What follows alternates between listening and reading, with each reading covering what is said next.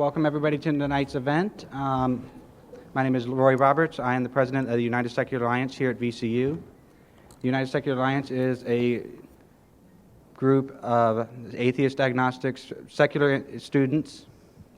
Apparently the people in the back cannot hear me. Never known. Can you hear me now? Good. Okay, like I was saying, I'm Roy Roberts, president of the United Secular Alliance. We are a student group dedicated to the promotion of secular ideals and providing a community for the non-religious students here at VCU.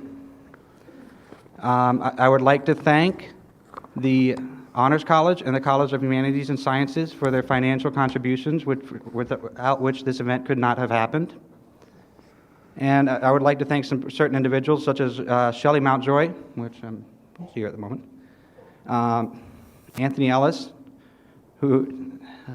Larry Mendoza, and Dana Marks, who I believe is manning a camera at this moment, for their help with making this a possibility. I would also like to thank Dean Timothy Halsey of the Honors College, who will be moderating this event, and I will yield the floor to him.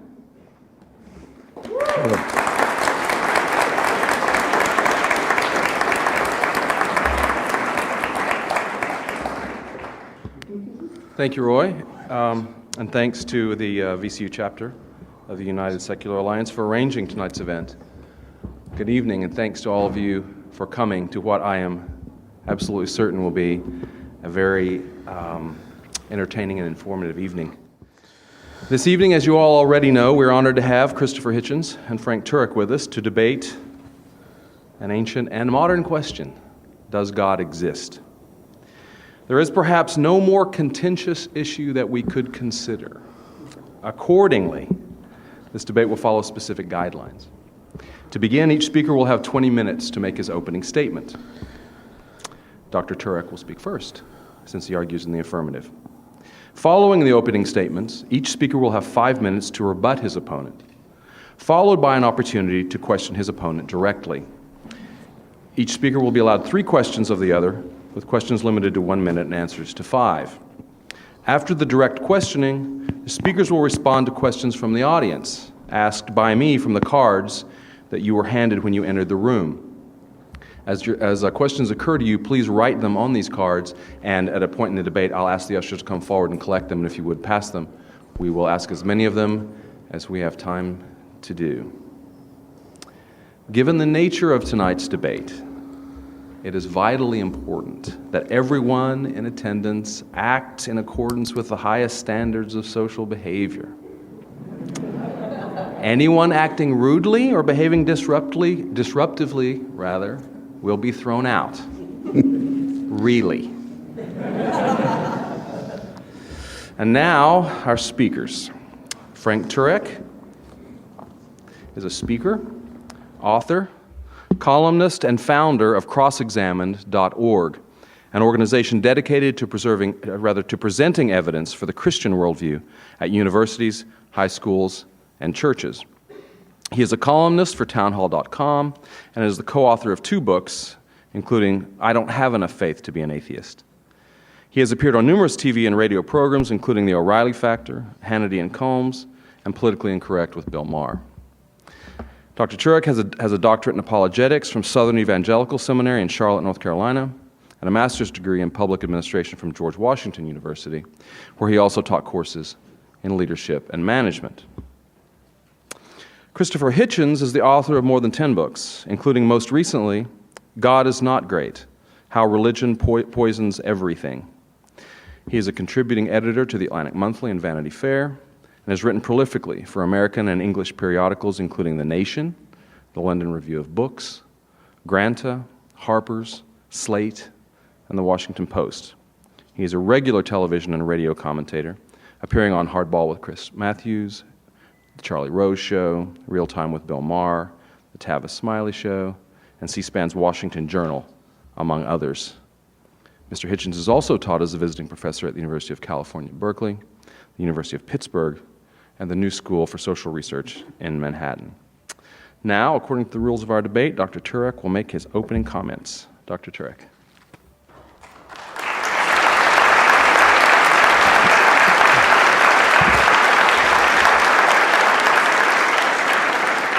Good evening, ladies and gentlemen. My name is Frank Turek. Before I get started, let me ask you this. How many have heard me before, or this is your first time? How many of you are here tonight? How many do not respond to surveys? 3 out of 10 don't respond to surveys, Dean. This is my first formal debate. So give me a little grace if I can't cram everything I want to say into 20 minutes. I will say, however, I've had many informal debates, most of them with my wife, and I have not fared very well there.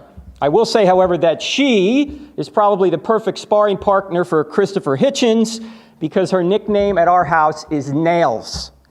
And Nails is the type of woman that if she ain't happy, ain't nobody in the house happy. So hopefully I'm prepared for a very formidable opponent in Christopher Hitchens. And I do want to say that I very much like Christopher Hitchens. I've been following him for many years. I'm kind of a political junkie, so I've seen him around quite a bit. And I appreciate his charm and his wit, and I agree with him on a lot of things. Obviously, not the issue of God. That would make a very boring debate. But I will say that I went up to Christopher just about a half hour ago, and I shook his hand, and I said, "Christopher, I'm actually a fan." And he smiled, and he said, "The night is young."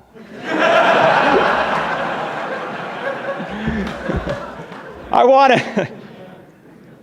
to thank the United Secular Alliance. I want to thank Daniel Pendergrass. Where's Daniel? Are you here, Daniel? He was my contact here.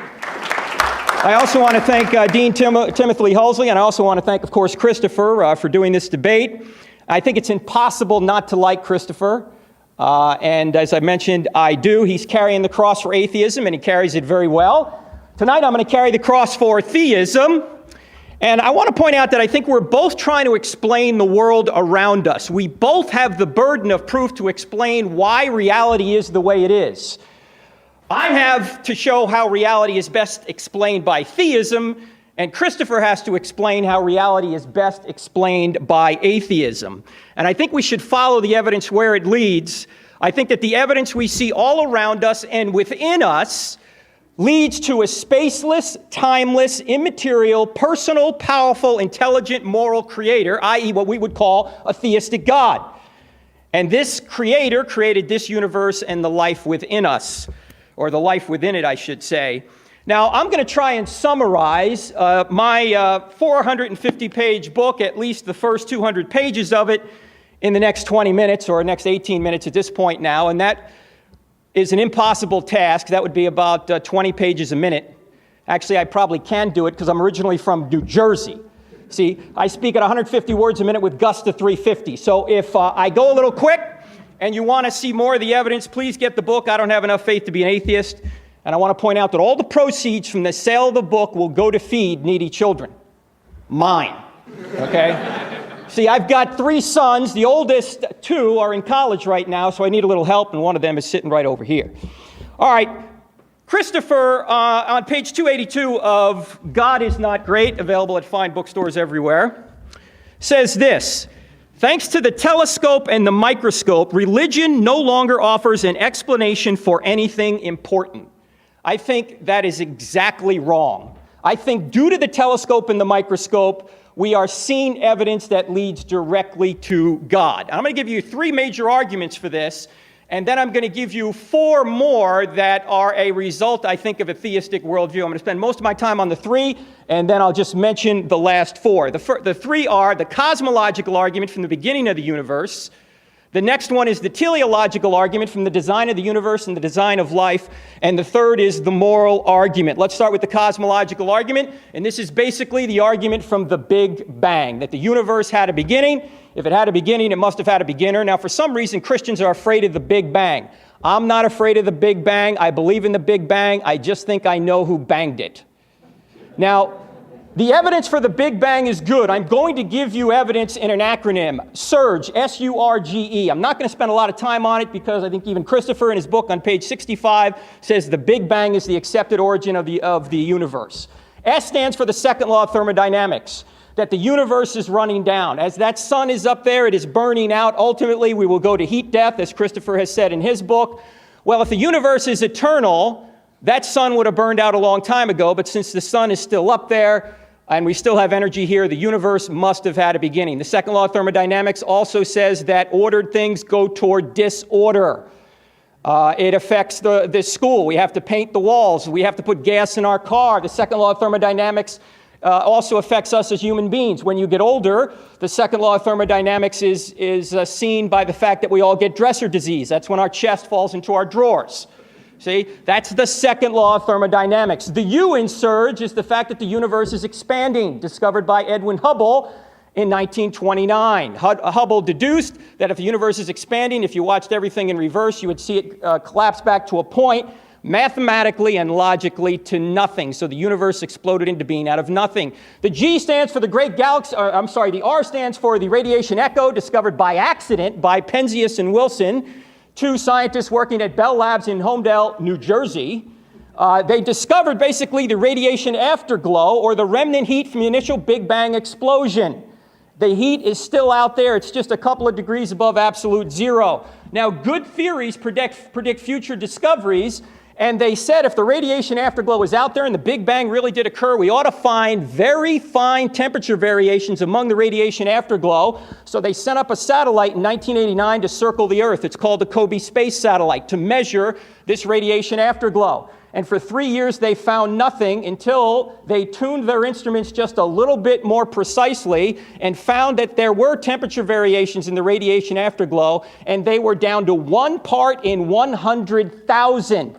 George Smoot, the leader of the expedition, said, if you're religious, it's like looking at God. Stephen Hawking said this is the greatest discovery of cosmology, perhaps the greatest discovery of all time. Those temperature variations allowed galaxies to ultimately form, so we could ultimately be here. The E in surge stands for Einstein's theory of general relativity, which says time, space, and matter are correlative. You can't have space without time. You can't have time without space and matter. And in effect, it says that the universe came into existence with space and time together. In other words, once there was no time, once there was no space, once there was no matter, and then bang, out of nothing, the universe exploded into being. What is nothing? Aristotle had a good definition of nothing. He said nothing is what rocks dream about. Nothing. There was no thing. There was not positive and negative energy, as Isaac Asimov has said. There was not a vacuum. There was not swirling mathematical points, as Dr. Atkins has said from Oxford. There was nothing, what rocks dream about, which means that the universe exploded into being, all space, all matter, all time, out of nothing. And several scientists have pointed this out. Stephen Hawking said almost everyone now believes that the universe and time itself had a beginning at the Big Bang. Agnostic astronomer Robert Jastrow, the man who sits in Edwin Hubble's chair, or who did until February when he died, he was an agnostic. He sat at Mount Wilson and looked through Hubble's telescope.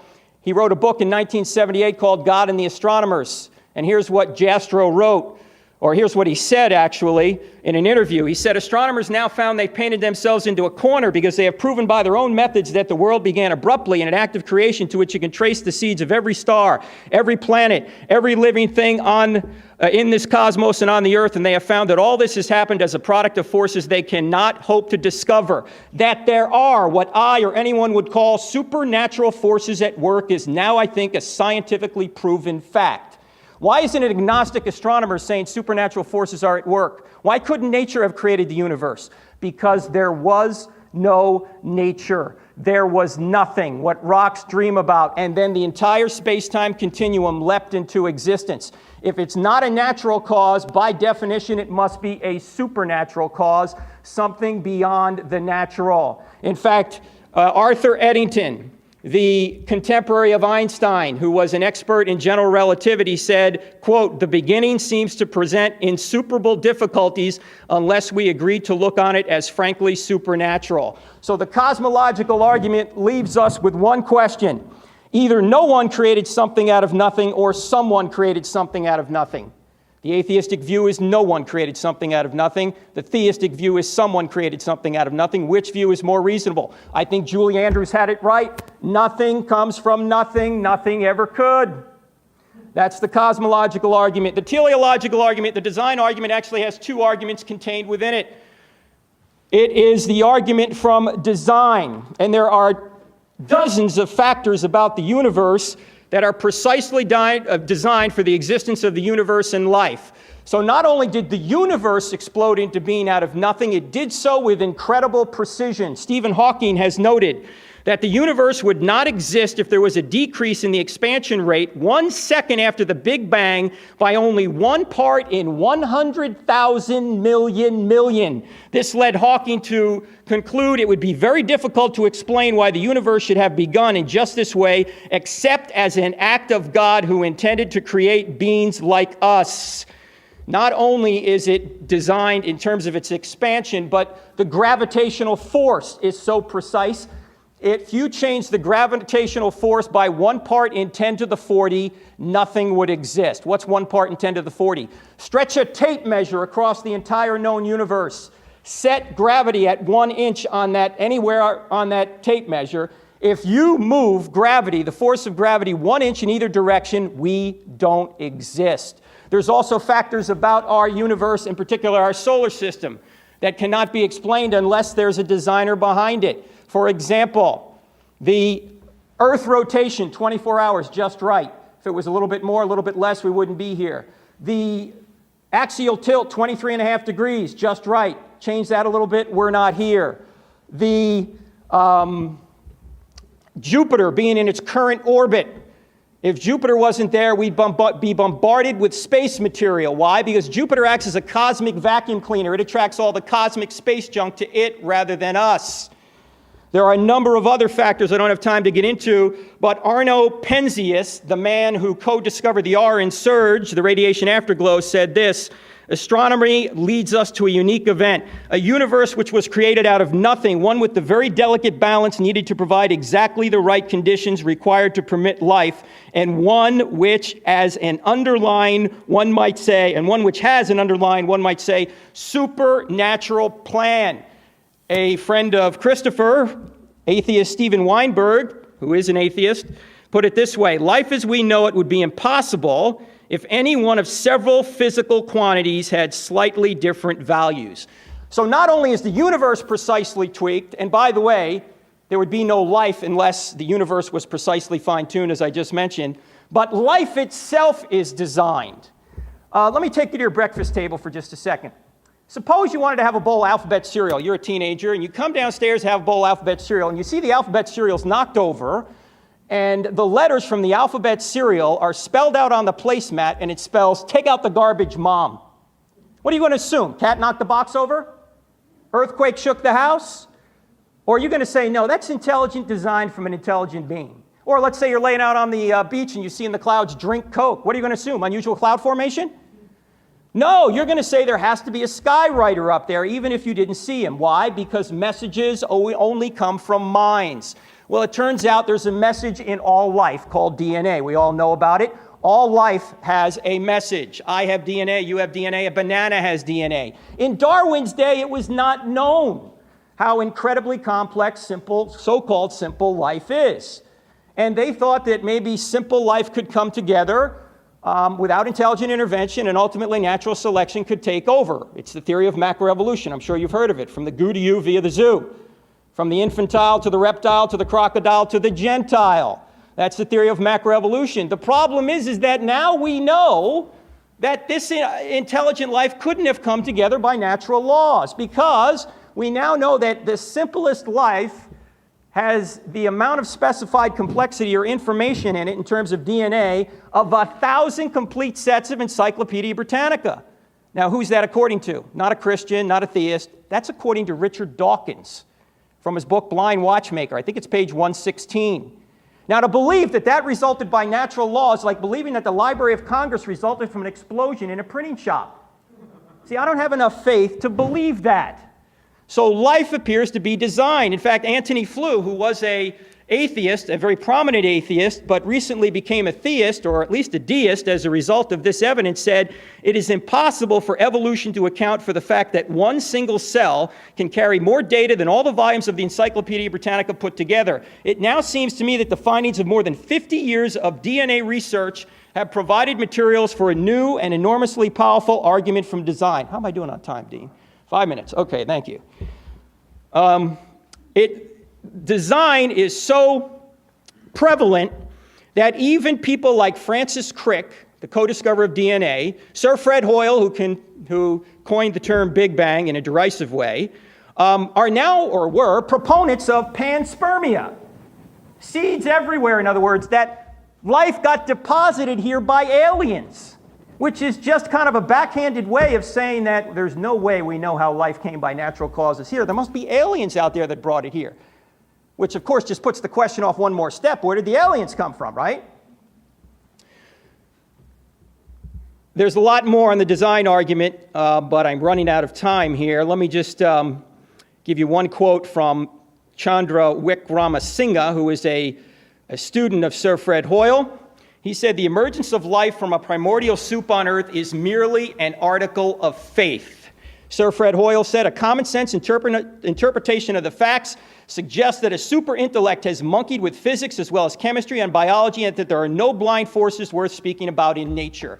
So cosmological argument, teleological argument. Now let's move on to the moral argument. If there is no God, you can't say that decapitating a man on a bus is objectively morally wrong. That's just your opinion.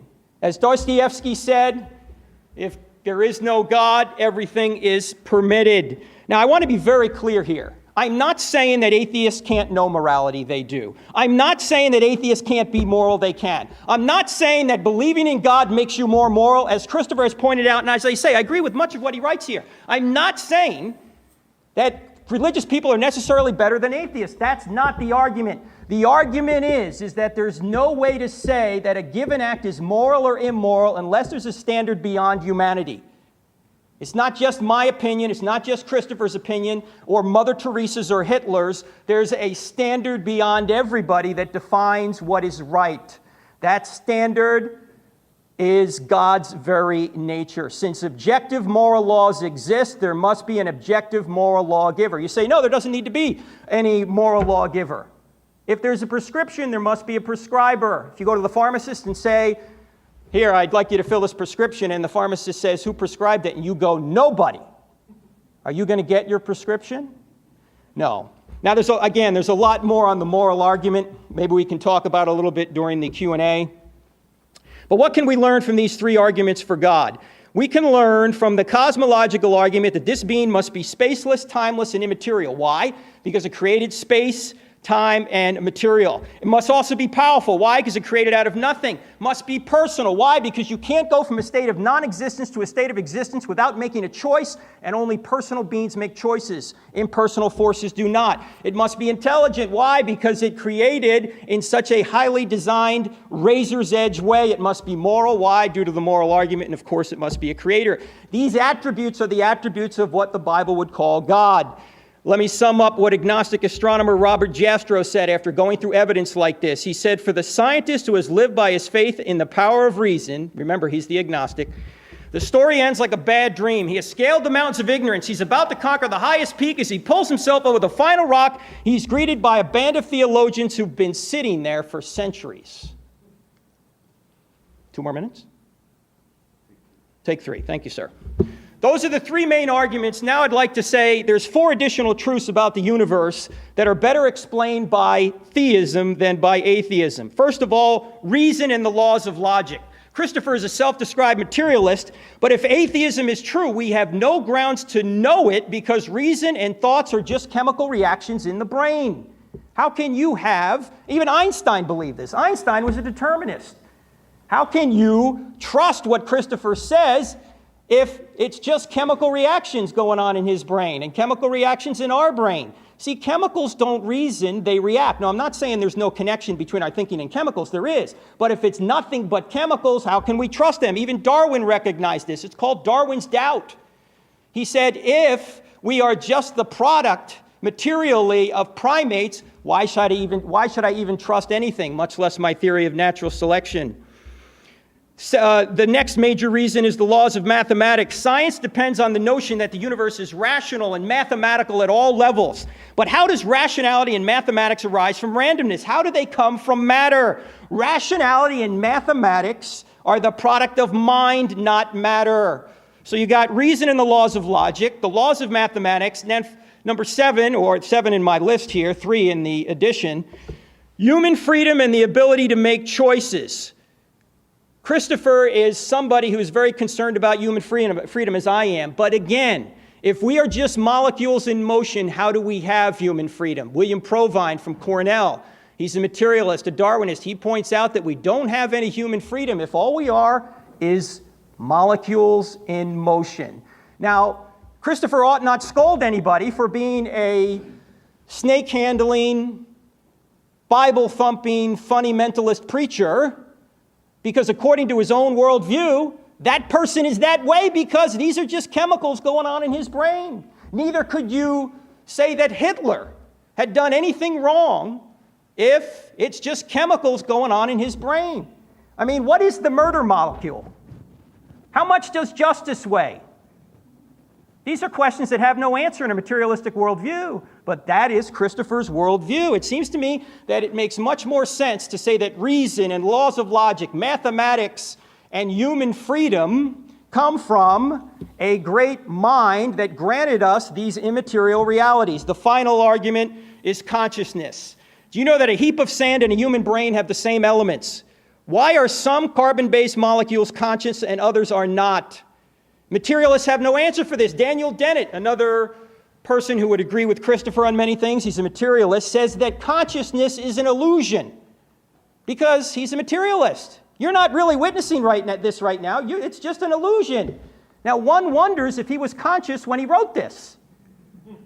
But again, there is no explanation for this in an atheistic worldview. Now, I have a couple other arguments on the bench, but I don't have time to get to them. Let me just sum up in 1 minute. We need to take all this data in context, not just one argument, but all of them. What is the best explanation? Christopher has to explain these 8 truths about the universe from an atheistic perspective. He must explain how the universe arose from nothing, how extreme fine-tuning and design arose from chaos, how life arose from non-life, how morality arose from materials, how reason and the laws of logic arose from matter, how mind arose from mud, how mathematics arose from molecules, how human freedom arose from blind repetitive forces, and how consciousness arose from chemicals. If he can't give evidence to explain these truths about reality from an atheistic perspective, if he's just going to state unsupported, speculative possibilities that rely on faith, then I think theism is a more reasonable worldview. Thank you for your attention. I appreciate it.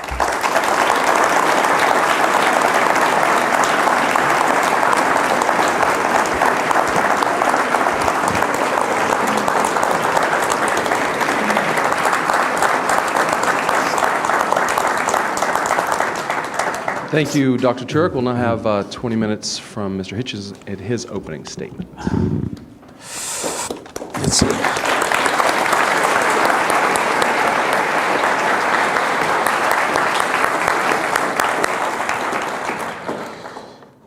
Thank you, Mr. Chairman. Thank you, ladies and gentlemen, for coming. Thank you, Dr. Turek, for that very spirited opening to the evening. I should say first it's a great honor to be in the capital of the great state of Virginia.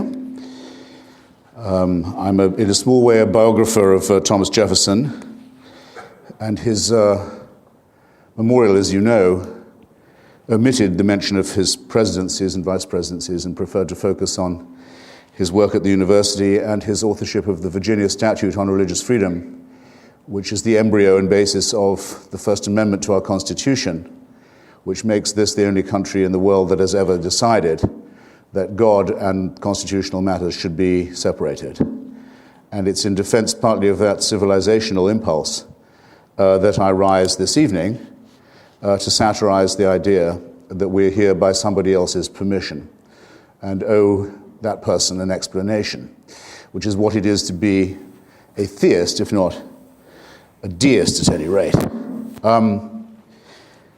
I almost never watch television, and I'm usually glad that I don't, but now I'm glad that I'm forced by my daughter to watch Family Guy.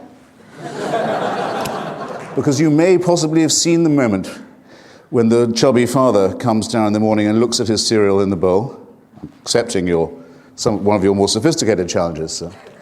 And he says, "Look at this." It says, "Woo, woo, woo, woo, woo." And his daughter says, "Those are Cheerios, Dad." But I accept the ontological challenge. And I accept it in this way.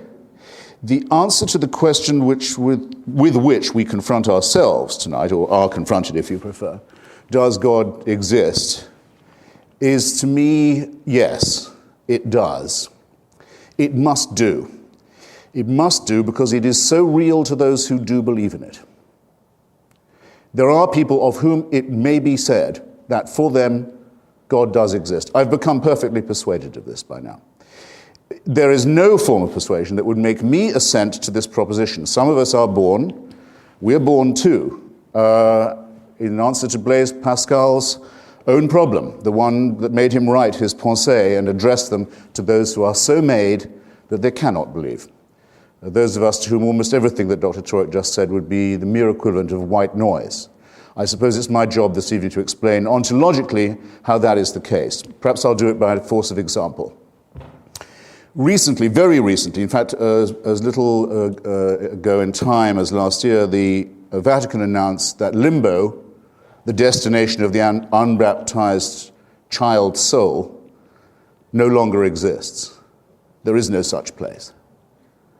St. Augustine was in error, it appears, in sending so many children, at least the souls of so many unbaptized children, to this destination for so long. Among the comments that I heard about this, among the mildest, actually, was that of a woman raised in the Catholic faith whose child had died before baptism could take place, who had for many years believed that that's where her unbaptized child had gone. And she said, they can't tell me that place doesn't exist. It's been as real to me as anything possibly could be for so long. They've no right to tell me now that this no longer exists. Ontologically, limbo exists for those who believe in it just as God does. I'm not here to deny that. It's only a few decades now since the rival church, Church of Rome, the Church of England, announced that really no one actually goes to hell. It could be that after you die you're forbidden God's grace, but there's no real place of eternal, unending, infinite torture and torment with which those who claimed the grace of God and the redemption of Jesus made a living for so many years. And how do they make their living? By lying to children. Think of it. Hundreds and hundreds of years of people proudly earning their keep by lying to children and terrifying them and saying that because they could do that, they were morally superior to us. Reason, common sense, decency, ordinary decency rebels against this kind of mind-forged manacle, however charmingly or humorously it's expressed. But hell exists in the minds of several people I've spoken to just today on this campus in the intervals of other conversations. For them it's real, and I don't say that it's not.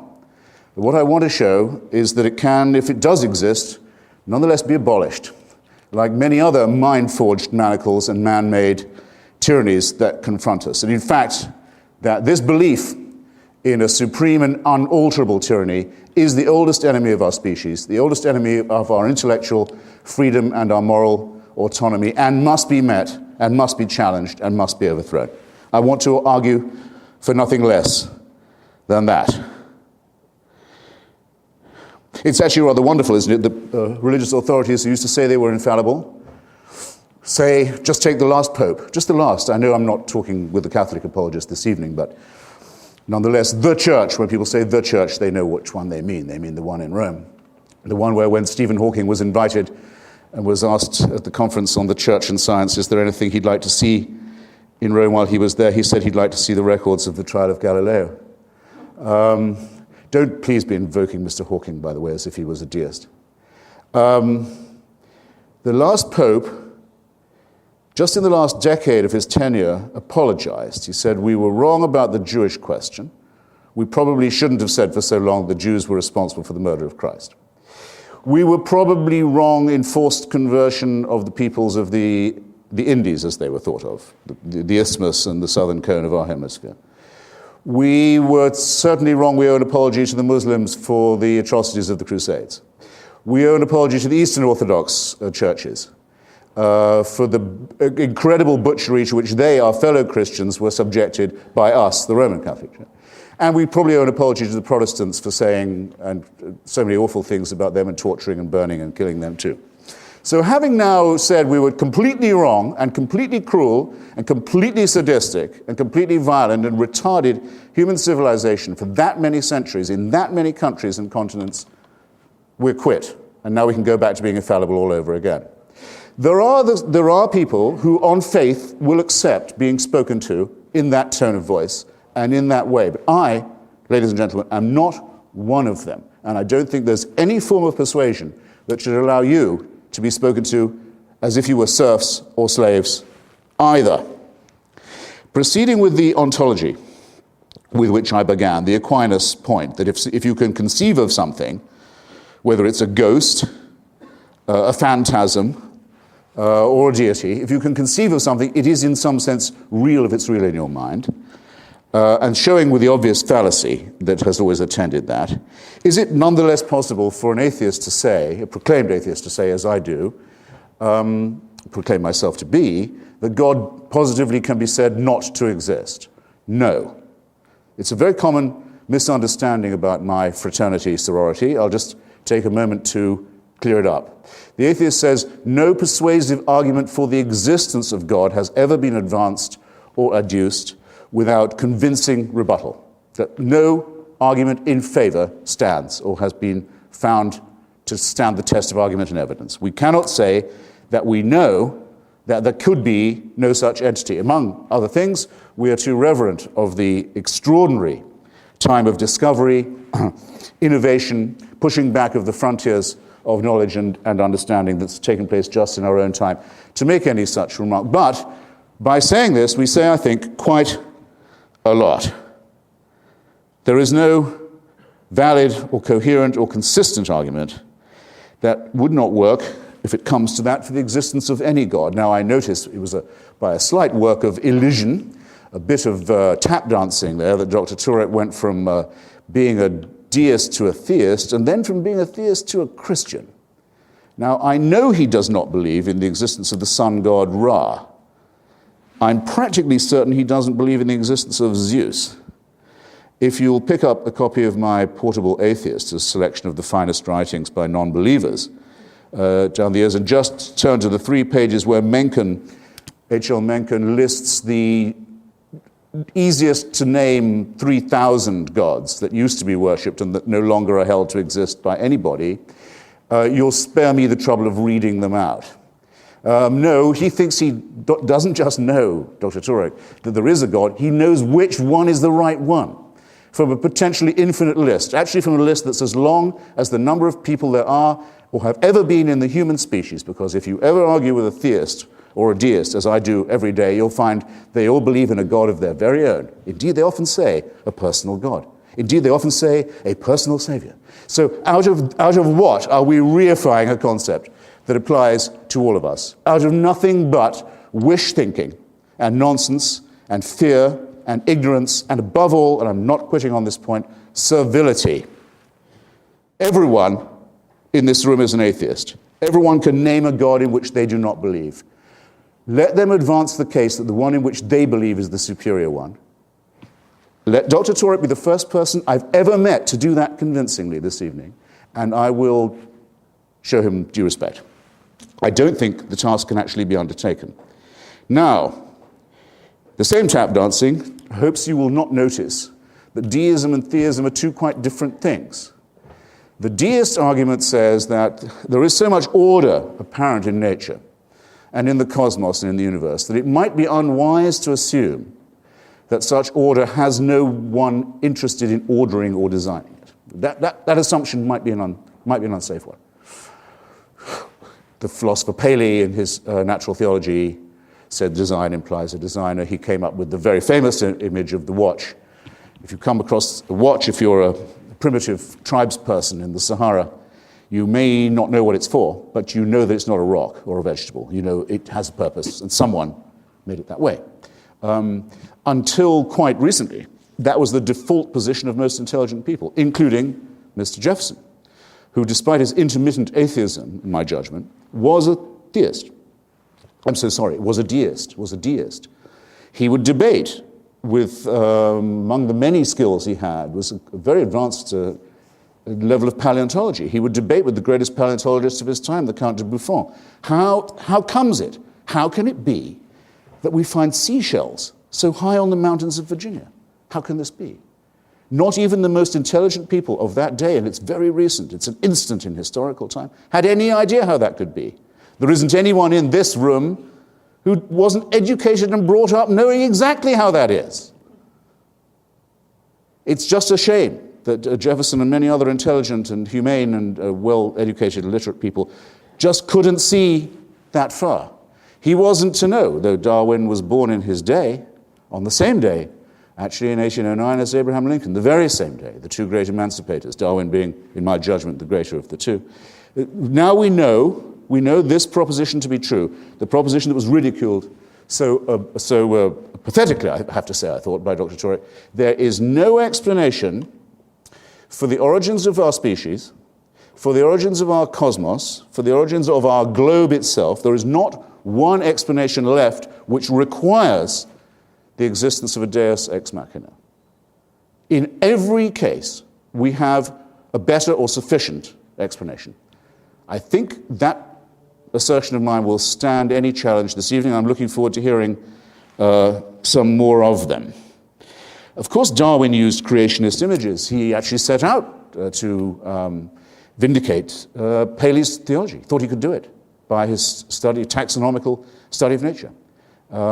Einstein used God images when he spoke of the extraordinary majesty of the cosmos. It's in us. It's in our vocabulary. It's hardwired in us, you might almost say, to use images of awe-inspiring, godly, Mozartian, you might say, or even Shakespearean images when talking about these things. But when we come down to the actual analysis of them, we find that we don't need the prime mover at all, and that most of the prime mover explanations, if not all of them, have been positively misleading. So that the deist may propose a designer, and I may not be able to show you convincingly that there could be no such person, but the theist has all their work still ahead of them.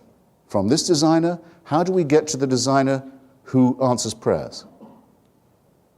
Did you hear a thing? I mean, just a phrase, even an implication, even a suggestion from anything my opponent said, that you could, by an argument from design, prove answered prayers? Or prove that someone born of a virgin was therefore the son of a god? Or could prove that resurrections occur, and that by people being tortured to death thousands of years ago, we are now redeemed, that we are vicariously forgiven our own offenses by human sacrifice? How does deism help you to that? It doesn't.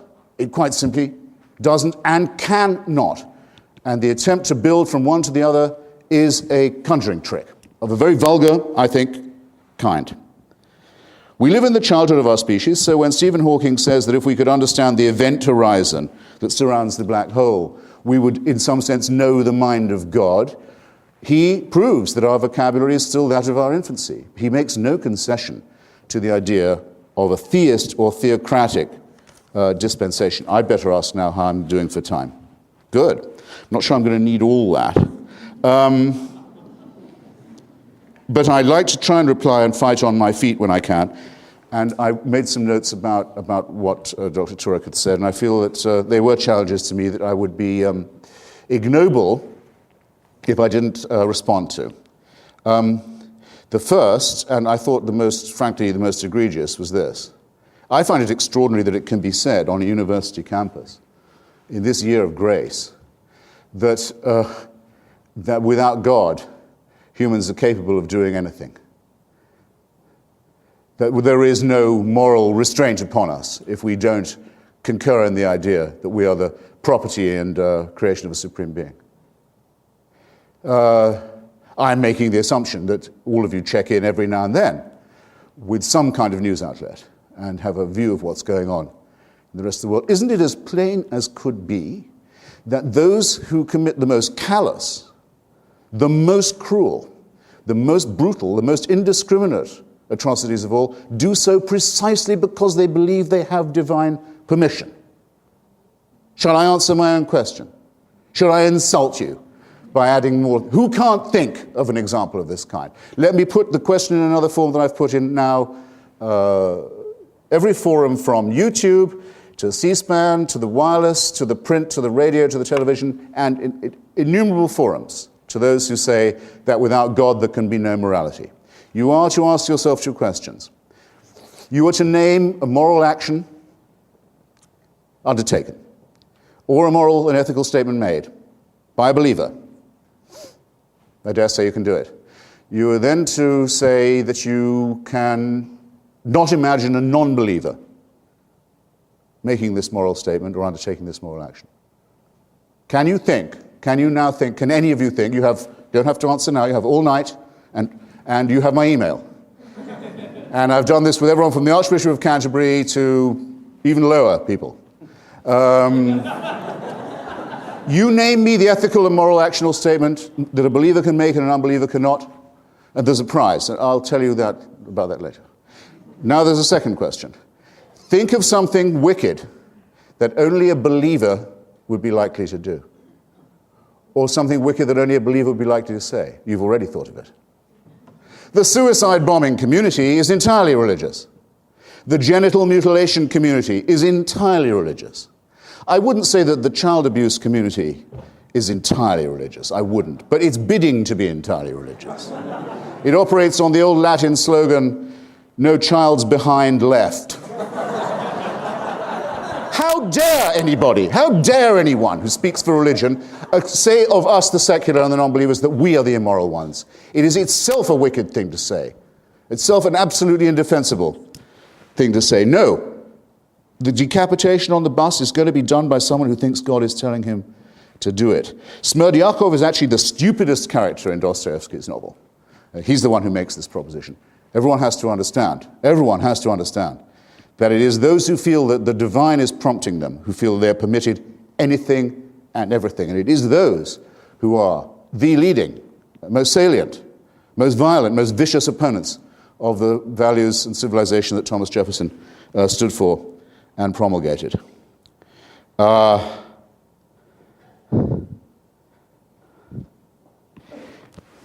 Just on the question of fine-tuning, I have a number of responses. We'll have to postpone some of the naturalistic questions for later, when I know they'll come up again. You mentioned Edwin Hubble and the way that he saw the red light shift and saw that the universe was not just expanding, but expanding very fast away from itself, that the Big Bang had not stopped. Lawrence Krauss, great physicist, probably the next Nobel Prize winner in physics, has noticed that most of people's assumption was wrong. That though this expansion was taking place, it was thought, the rate of speed of the expansion must surely be declining. People still think in Newtonian terms in this way. No, says Krauss, he's pointed it out and now it's agreed by all. No, the Hubble rate of red light shift is increasing. The universe is dissipating itself at high speed and the speed is getting greater. What does this mean? Well, it answers the question of why is there something instead of nothing? Because now we have something.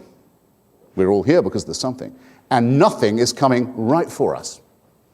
Very soon, a physicist wouldn't be able to tell the Big Bang had ever taken place. So far sprung apart will the whole system be. And meanwhile, look in the sky at night and you can see the Andromeda Galaxy headed straight for ours on a direct collision course. Who designed that? Who made it certain that every other planet in our solar system is either too hot or too cold to support life, as is most of our own planet, and that in just one tiny, irrelevant solar system already condemned to heat death and implosion? Some design, wouldn't you say? But these are just the paltering, minor objections that I have to the theistic worldview. The main one is the one with which I began. Religion, theism, not deism, theism I underline. Theism says that all our manifold problems, what is the good? How shall we live it? How shall we know it? How to explain suffering? How to confront the possibility of our own, perhaps molecular irrelevance? All these questions that must disturb and detain us all can be solved by referring them upward to a totalitarian judgment, to an absolutist monarch. The other thing that the Virginia Statute on Religious Freedom was supposed to rebut. repudiate, disown. Yes. I promise you, 30 seconds. There is no totalitarian solution to these problems. There is no big brother in the sky. It is a horrible idea that there is somebody who owns us, who makes us, who supervises us, waking and sleeping, who knows our thoughts, who can convict us of thought crime, thought crime, just for what we think, who can judge us while we sleep for things that might occur to us in our dreams, who can create us sick, as apparently we are, and then order us on pain of eternal torture to be well again. To demand this, to wish this to be true, is to wish to live as an abject slave. It is a wonderful thing. It is a wonderful thing, in my submission, that we now have enough information, enough intelligence, and I hope enough intellectual and moral courage to say that this ghastly proposition is founded on a lie, and to celebrate that fact. And I invite you to join me in doing so. Thank you.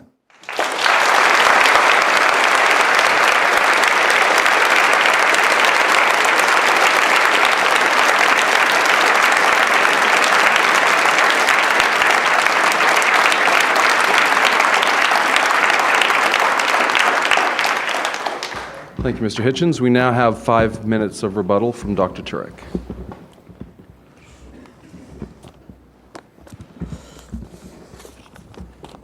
In fairness to Christopher, that statement obviously was his opening statement, was not meant to rebut my statement, but now my statement is to rebut his.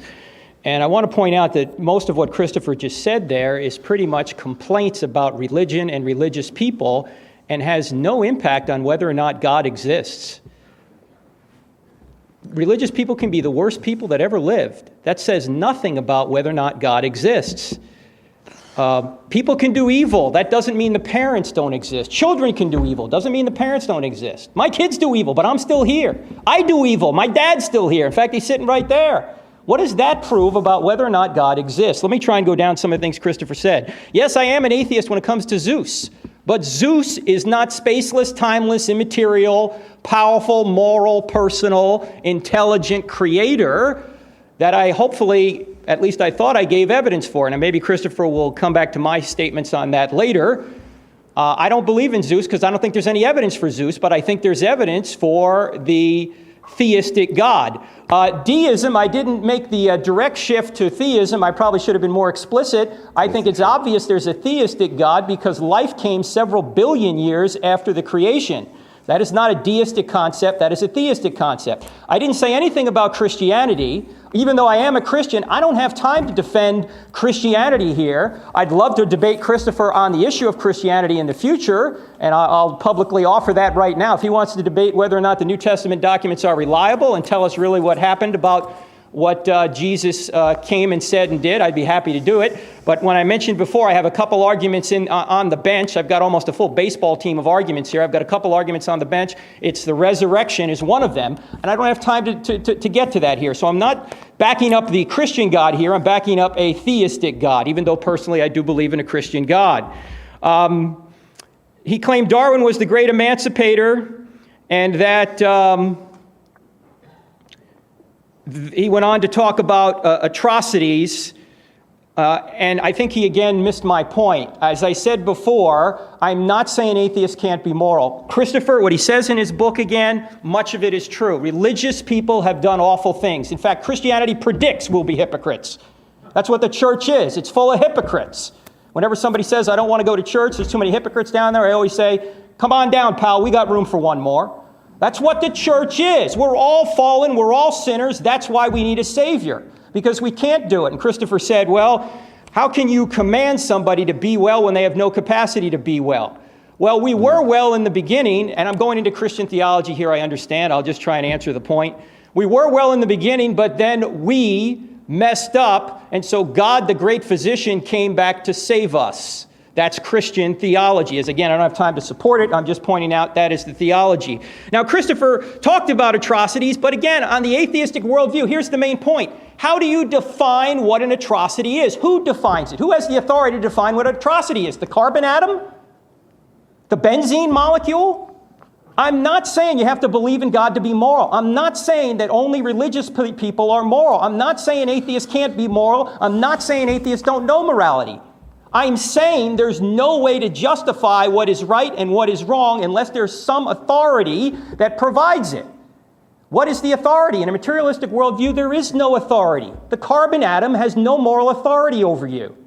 And it seems that Christopher goes on and on about how he does not want to be under some kind of divine totalitarianism.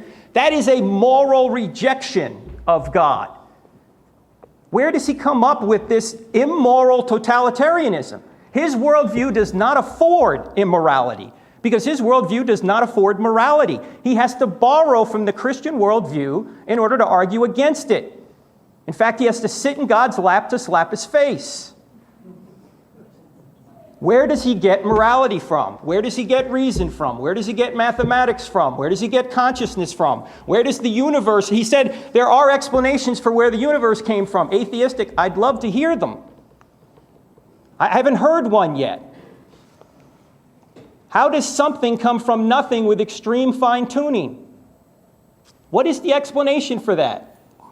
He said there are arguments for the beginning of life that are naturalistic, not according to the people who are studying the matter. How about Francis Crick? If I can find his quote here. Francis Crick said, "Every time I write a paper on the origin of life, I swear I'll never write another one because there's too much speculation running after too few facts." Mark Kirshner of Harvard and John C. Gerhardt of Berkeley said, "Everything about evolution before the bacteria-like life forms is sheer conjecture." Biochemist Klaus Doss admits that after more than 30 years of research into the origin of life has led to, quote, "a better perception of the immensity of the problem of the origin of life on Earth rather than its solution. At present, all discussions on the principal theories and experiments in the field either end in stalemate or in a confession of ignorance." Now, I'm not saying that this is a default position, that it must be God. I'm not saying that I just lack a natural explanation for the origin of life. I'm saying that specified complexity, information, the DNA structure that we all have is evidence for an intelligent being. Because information only comes from minds. The laws of ink and paper did not create, God is not great. There was a mind behind it that brought it into existence. And there's a mind behind DNA. What is the atheistic explanation for DNA? What is the atheistic explanation for information? What is the atheistic explanation for all of these 9 things I mentioned? How much time do I have? I have none. Survey said, sit down. Yes, sir. Thank you.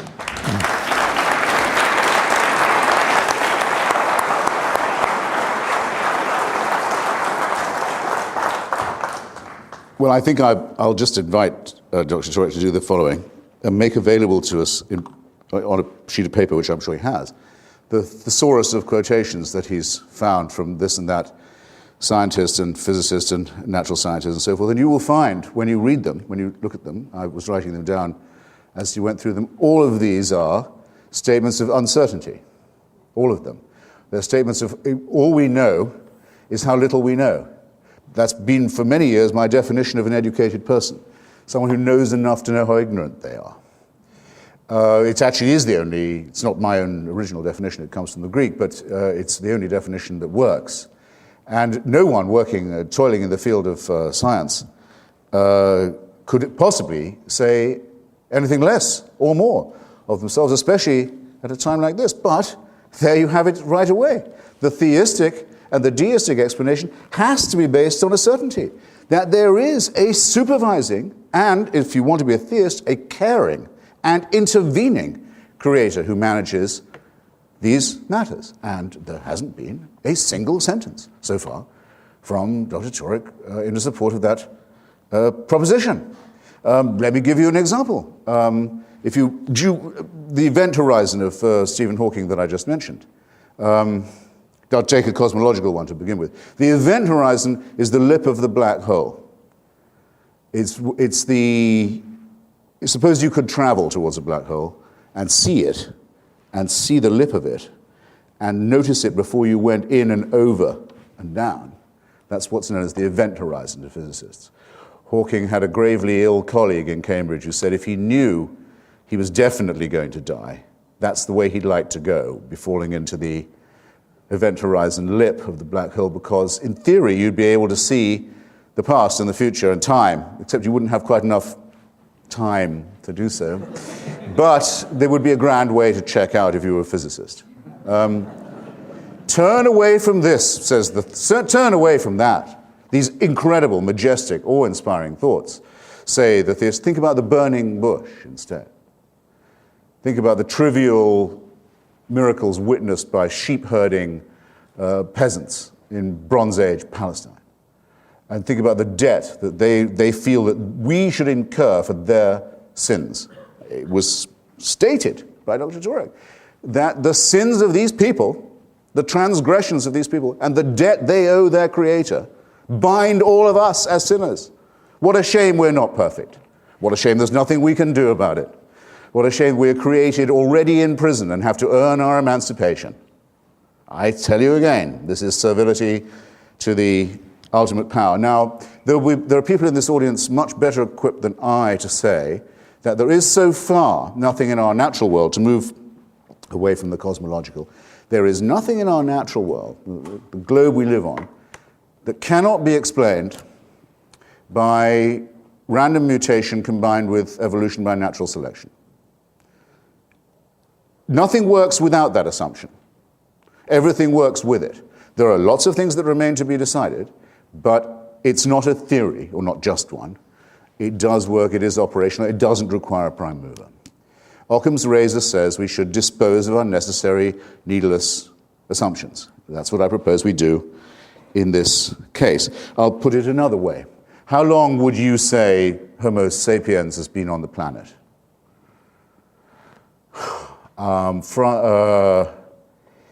Francis, not Crick, excuse me, the author of the supervisor of the Human Genome Project, Collins.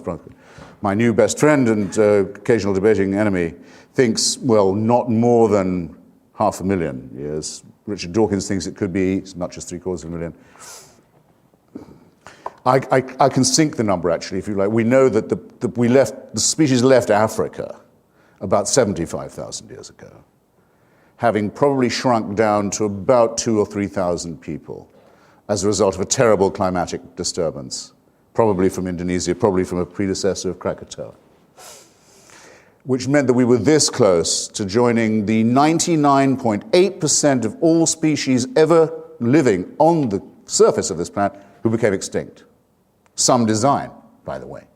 Profuse creation of millions and millions and millions of life forms, all to be wiped out, with not even anyone left to testify to their previous existence. We nearly joined that lot. Managed to get out of it just in time. Let's call it, I don't want Francis's million or 500,000 or Richard Dawkins' 75,000, whichever way around. Just give me that amount of time. Suppose we've only been around for 75,000 years.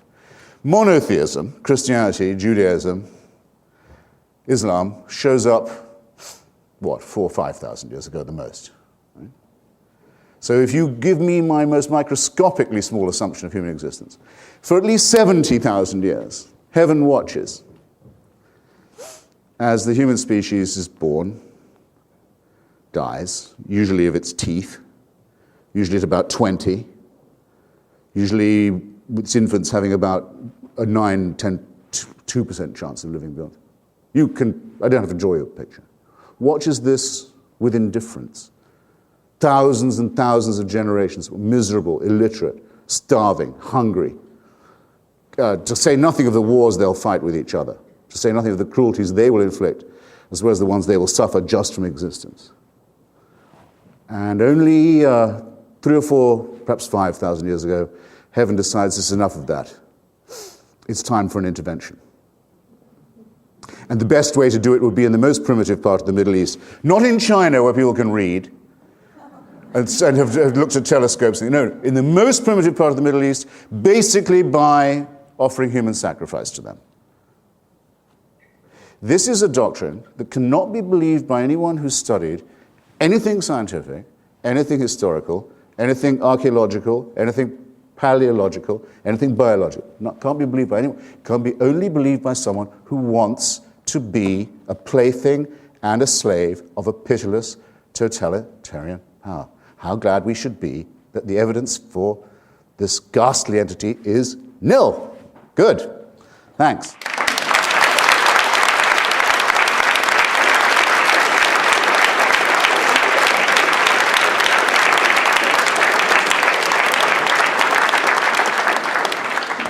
I'm going to stay out of the way and let them ask questions of each other. And the way that we've scheduled is 1 minute to ask and 5 to answer.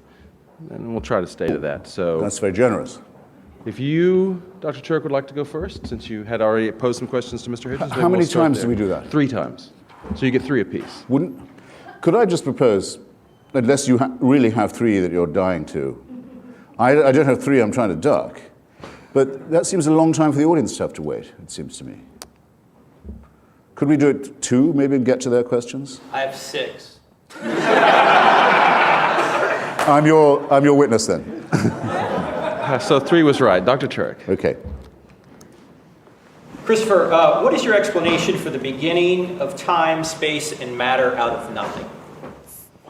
Well, we don't know. I remember being asked by one of my children once, when I said, well, what was there at the Big Bang? And I said, well, you have to imagine, this shows how poverty-stricken our own vocabulary is, and I suspect how poverty-stricken our own capacity is.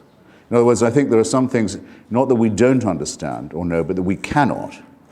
So we're reduced to sort of primitive images. But I said, suppose you could picture all of matter, the whole of matter, condensed into, I got this from Hawking, I think, one of his colleagues, condensed into something like a very small, dense black suitcase of the kind you see people carrying money in crime thrillers. And it's about to fly open. That's what you'd have to be able, everything that's ever going to be is inside that.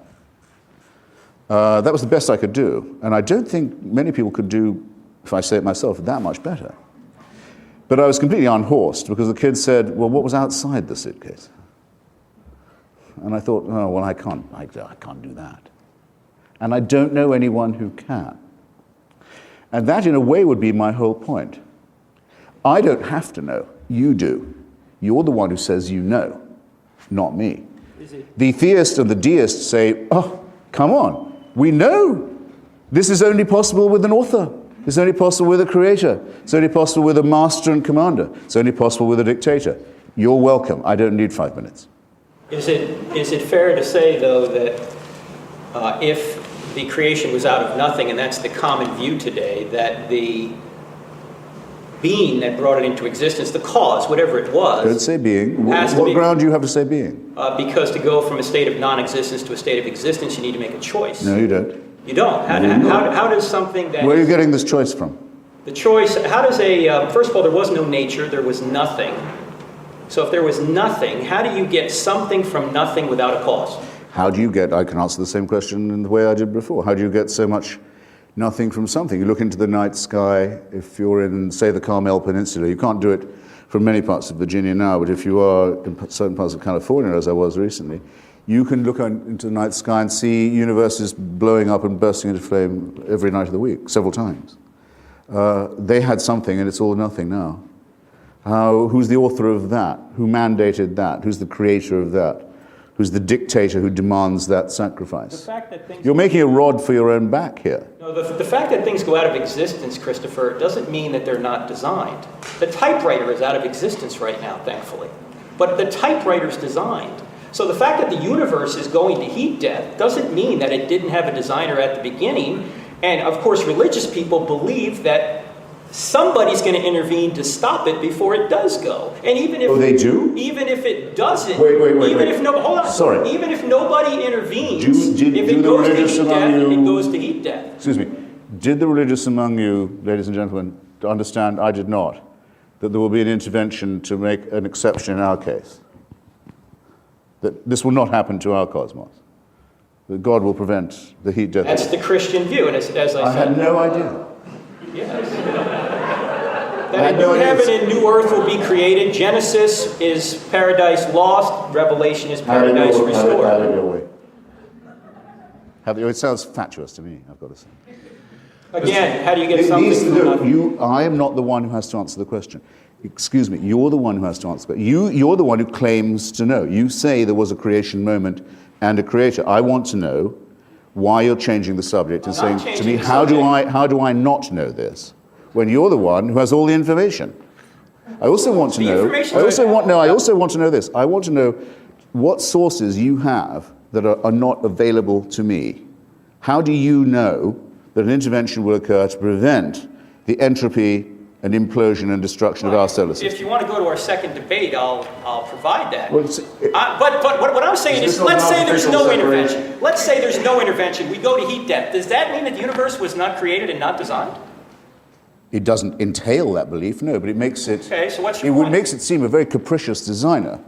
Shall we say, rather as I said, it's an old verse of Phil Greville's, created sick, commanded to be well. Why would people be told, okay, I can create you, but I'm going to create you with original sin, misery, shame, death of children, disease, and so on, just to see if you can pass a test that would mean I might not send you to hell? I don't say that didn't happen. I say that I'm very glad that the evidence for it is very scanty.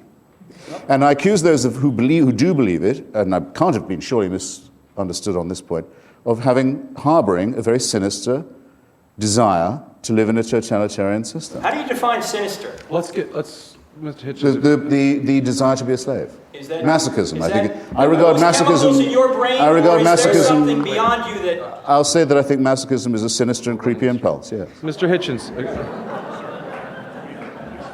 Question for Dr. Turek. All right. It won't take a minute to ask. I don't just support and try and help out those who dissent from the ridiculous belief of Christianity, the horrible idea of vicarious redemption. In other words, the idea that by watching another person suffer, an innocent person suffer, that you could be freed not just from your debts or your sins, but your responsibilities. You could cast your sins on a scapegoat. I don't just oppose that disgusting belief. I oppose the Judaism from which it's plagiarized and the Islam that plagiarizes from it. And I give publicity and exposure whenever I can to those who were brave enough in old times to oppose this nightmarish belief. And one of the great opponents of the Islamic totalitarianism in ancient Persia was the great Omar Khayyam, perhaps the greatest poet of old Persia, whose Rubaiyat, I'm sure, is known at least to some of you. And my favorite verse of this comes from the Robert Le Gallienne translation, and it takes the form of a question. The quatrain is in the form of a question. It says, "And do you think that unto such as you, a maggot-minded, starved, fanatic crew, God gave a secret and denied it me? Well, what matters it? Believe that too." To this magnificent astronomer and scientist and physician and humanist of Persia, who opposed the cruel, sadistic, verminous, ignorant mullahs of his day, I borrow the question, what is your authority for saying that you know something that I don't? Christopher, I'm giving a probability argument. As you said before, you can't disprove the existence of God, and you can't prove beyond any doubt that there's a God. I'm giving probability. I'm giving cosmological, teleological, moral, consciousness, reason, mathematics, all of those things I listed before. It's open. The evidence is open to everybody. And this is related to your 70,000 years point that you just made there. From a Christian perspective, God has always had a revelation, even before Christ. It talks about the fact that God has always had a witness. There's three witnesses. There's creation. Everyone has creation. There's conscience. Everyone has conscience. And there's Christ. Now, Christ, true, only came 2,000 years ago.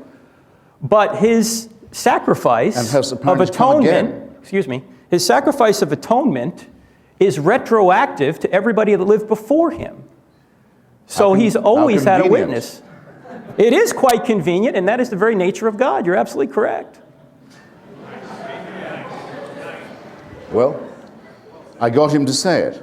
You see, if we were only discussing ontological questions, that would be all very well, and it could be quite amusing.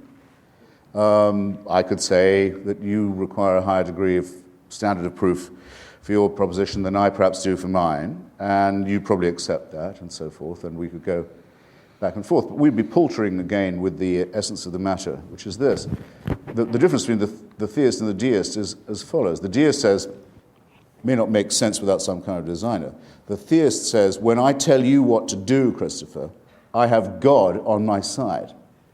The deist says, he can tell what God wants of me, what length I should shave off the end of my penis, if I'm a boy or have a male child, or off the clitoris if it's a female child.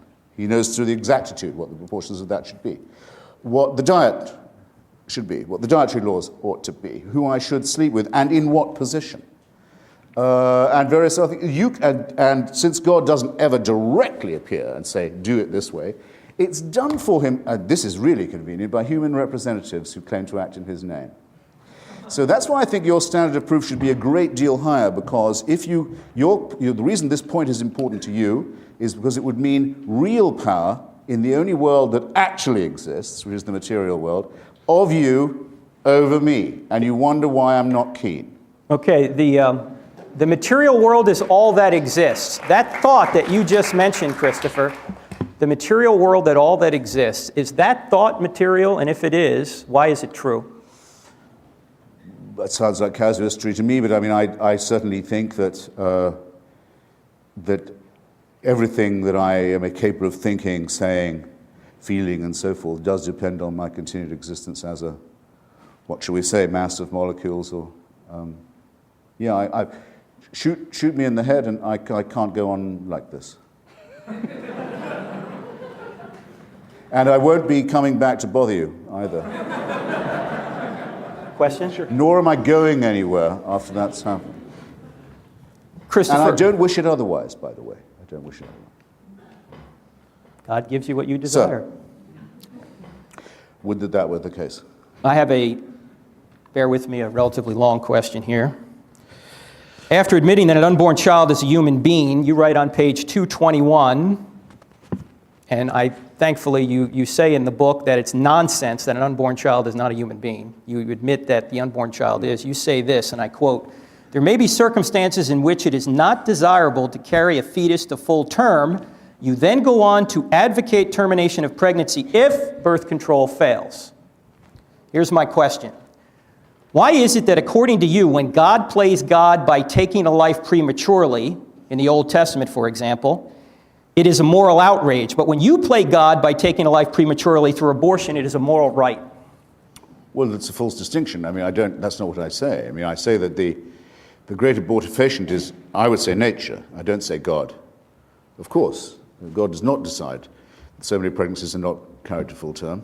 Nature knows, in the case of our species, as with every other mammal and primate, that some fetuses are not going to make it and flushes them out. That's just a brute fact. We wouldn't be here if that wasn't the case, because we're, as you know, adapted biologically to an environment we've abandoned, the savanna. That's why we have appendices that are designed for grass eaters, and you know all of this. It's all very well knowable. You can't be having a brood of sickly, half-baked children and get away from the predators. I mean, so nature is the great abortifacient. I certainly don't blame God for it. I do, as a humanist, believe that the concept unborn child is a real one, and I think the concept is underlined by all the recent findings of embryology, about the early viability of a well-conceived human baby, the one that isn't going to be critically deformed, or even some that are, will be able to survive outside the womb earlier and earlier and earlier. And I see that date only being pushed back, and I feel a responsibility to consider the occupant of the womb as a candidate member of society in the future, and thus to say that it cannot be only the responsibility of the woman to decide upon it, that it's a social question, and an ethical and a moral one. And I say this as someone who has no supernatural belief. So your question ought to have been this: how do I have any ethical opinions, since I don't believe that I'm created? And I don't believe I'm going to heaven. I or prefer hell. the first question, if you don't Right, mind. but okay, but I mean, it just isn't it entailed by it? I appeal to the audience. Have I not answered the question about the termination of pregnancy? Which bit have I not answered? You better prompt me then. I'll read it again. Why is it that according to you, when God plays God by taking a life Well, prematurely, it isn't according to me. I don't say God does that. you, Nature in does your it. book, which is right over here, you have an entire chapter about the atrocities in the Old Testament. Yes. And the atrocities have to do with God commanding genocide and those things. And you obviously have a problem with that, as many people should. So my question again is, why, according to you, when God plays God by taking a life prematurely in the Old Testament, is it a moral outrage, but when you play God by taking a life prematurely through an abortion, it is a moral right? But once again, I'm sorry if my work is so obscure, but I don't say that I have a moral right to terminate a pregnancy. I've given all the reasons that I think hedge that question ethically and morally very sternly, very stringently. And in any case, it's not like saying that every living child of the Amalekites should be destroyed. And an injunction by God to Moses to say he's been too merciful and he's spared too many children and enslaved too few women and didn't make the genocide complete. I'm sorry, I've never been accused of, and I expect not to be, if I'm lucky enough in my life, of any such thing. And the idea that there's a moral equivalence between the two, or handling the really difficult question of an unviable fetus and what should be done about it, isn't a moral equivalence at all. So do you want to say that all unborn life is, like you say in the book, is a human being, and therefore you should not kill it? Is that what you want to say to get out of this dilemma, or what do you want to say? No, but I think the presumption that I've long said that the presumption is that the unborn entity has a right on its side, and that every effort should be made to see if it can be preserved. And I think that's an ethical imperative. What I do say in the book is I think the Roman Catholic Church makes this argument immoral when it could be a moral one, by saying that contraception is not to be allowed, by saying that contraception is the moral equivalent of abortion. In other words, to say that contraception is also murder, which is a nonsensical and disproportionate position. I quote some serious Catholics in my book. William F. Buckley, the late, is one. Clare Boothe Luce is another, by saying, if the Church says that contraception and abortion are morally the same, it degrades the opposition to abortion morally. And by making absurd arguments, as it has in the past, Aquinas believed that every single sperm contained a microembryo inside it, and thus that, if you like, I hope I don't offend anyone, hand jobs are genocide. As for blowjobs, don't start. That an ectopic pregnancy, in other words, a direct threat to the life of the mother, a fallopian tube pregnancy, is, instead of a direct threat to the life of the mother and an obvious no-starter for a human embryo, because that's going anyway, is someone who should be allowed to vote. This is nonsense. It's casuistry, it's immoral, it's superstition, and it prevents people from thinking seriously about matters that humanism can decide for itself, for heaven's sake, without any supernatural intervention. Your question, sir. Oh, well, since I answered your last question with a question of my own, I'll make it my question to you. I'm very keen to know how it is that you, in a sense, that you dare to say that without a belief in religion, I would have no source for ethical or moral It's not what I'm beliefs. saying. You seem to hint at it. No. Did he not? No, oh, I'm not saying you don't know morality, Christopher. I'm saying you can't justify morality without a being beyond yourself. So that, okay, good. So that if I say that for me it's enough to be willing to love my fellow man and perhaps hope that my fellow man and woman will give me some of the same consideration in return, and that, after all, the Samaritan of whom we've all heard, was the only one to help after the priests and the Levites had passed by. And the Samaritan also, though he's talked of by Jesus, can't have been a Christian because he appears in a story told by Jesus, so there can't be any Christianity before that. Somehow, he knew the moral thing to do is to help his fellow person without a religious instruction. Yes, that's actually the whole point of the parable, though it's not the way it's usually told. And that's what Christianity teaches. You know morality. It's written on your heart. You don't need the scripture to know right from wrong. And this was only available to us 2,000 years ago. No, you've known it from the beginning of time. Conscience has been on humanity from forever. You'll have to let me press you a little bit on that. I mean, William Ewart Gladstone spent a huge amount of his life, and he was a great scholar of Latin and Greek, showing that every one of the Greek Socratic and other moral precepts, all they were just prefigurations of Christianity. These are the best the Greeks could do before Jesus arrived. But No. Because he couldn't face the idea that these solidarities and moralities and understandings are innate in people and don't require divine permission. I just have to ask you, if you could do it plainly, which side do you come down on? Do you think we need divine permission to act humanly to each other? No, it has nothing to do with permission. It has to do with the ontological category known as morality. Where does morality come from? Does it come from the benzene molecule, the carbon molecule, the oxygen molecule? In your worldview, where does it come from? Suppose that we were having this discussion before the existence of molecules was understood. It's irrelevant. No, it's not, because the discussion about where does the good come from was being conducted before Lucretius developed the atomic theory, before Democritus and Epicurus, I should better say, understood that the whole world was made up of atoms and molecules. Before that was known, people were arguing, why do we behave one way to our fellows, and we call it good, and another way, and we call it wicked? Because it's written the on... molecular, that you can't, I don't think you can build in a molecular distraction to that. I don't have the molecular problem, you do.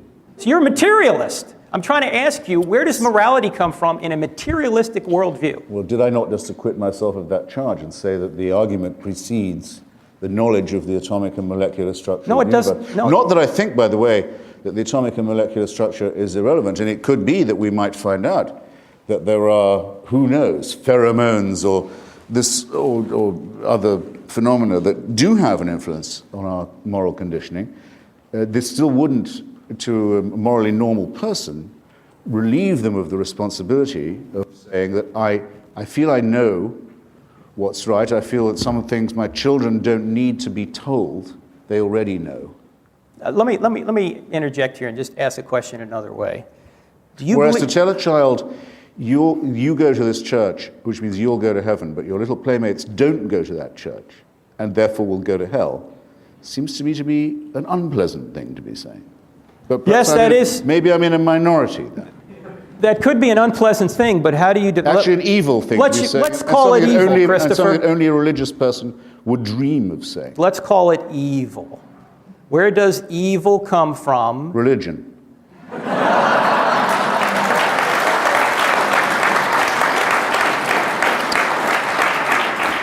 And to answer your next question, morality comes from humanism and is stolen by religion for its own purposes. Humanism according to who? Hitler, Mussolini, Stalin, who? You're saying that Hitler was a humanist? Just Hitchens. I've lived to hear it said. Hitchens.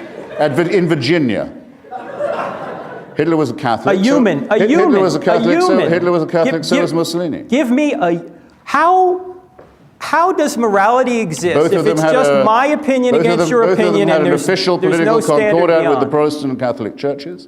Both of them wanted the worship of themselves as well as of God. So I suppose no evil comes from atheism. And their third main ally, Hirohito, the Emperor of Japan, not content just to be theocratic, was himself a god. So anyone who says that fascism and Nazism was secular is an ignoramus. Why is it on wrong? A gigantic scale. All right.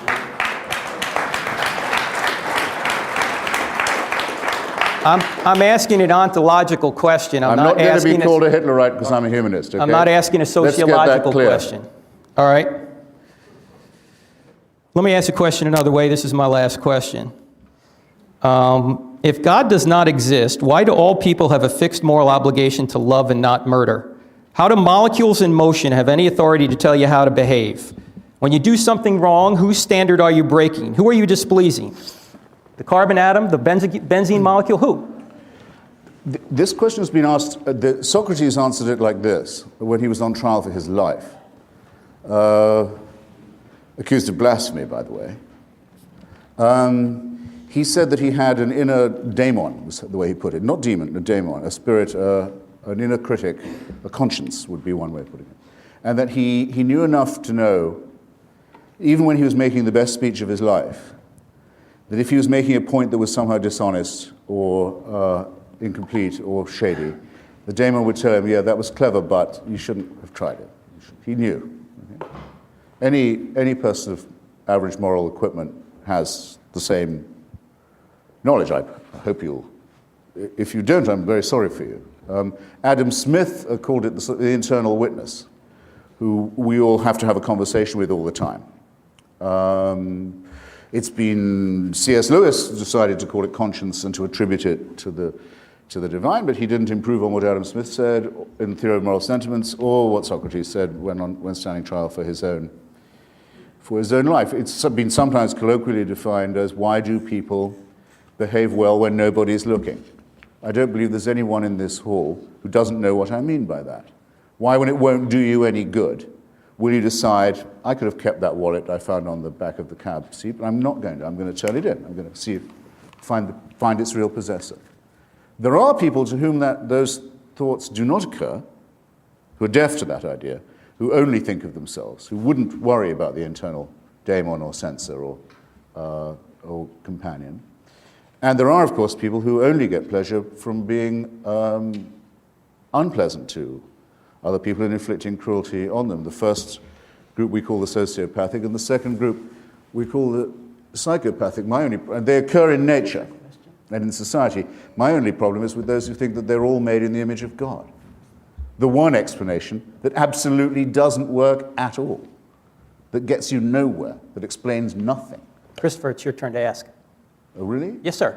Well, my question is this. Would anyone in the audience like to join this conversation? We actually have questions if you're ready to move along. Yeah, I am. There are a couple of questions, several similar questions that boil down to a couple of questions for each of you, and then one that I'll end with that I think is an important one to address to both of you. Since you gave your turn away, Mr. Hitchens, I'll ask you first. If the questioner asks, if God does not exist, what then is the purpose of life? Well, I can only answer for myself. What cheers me up? I suppose mainly gloating over the misfortunes of other people.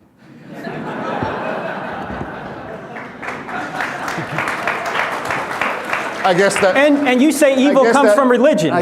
I guess that has to be it. I think, yeah, mainly crowing over the miseries of others. It doesn't always work, but it never completely fails. And then there's irony. There's irony, which is the gin in the Campari, the cream in the coffee. Sex can have diminishing returns, but it's amazing. No, that's pretty much it, and then it's a clear run to the grave.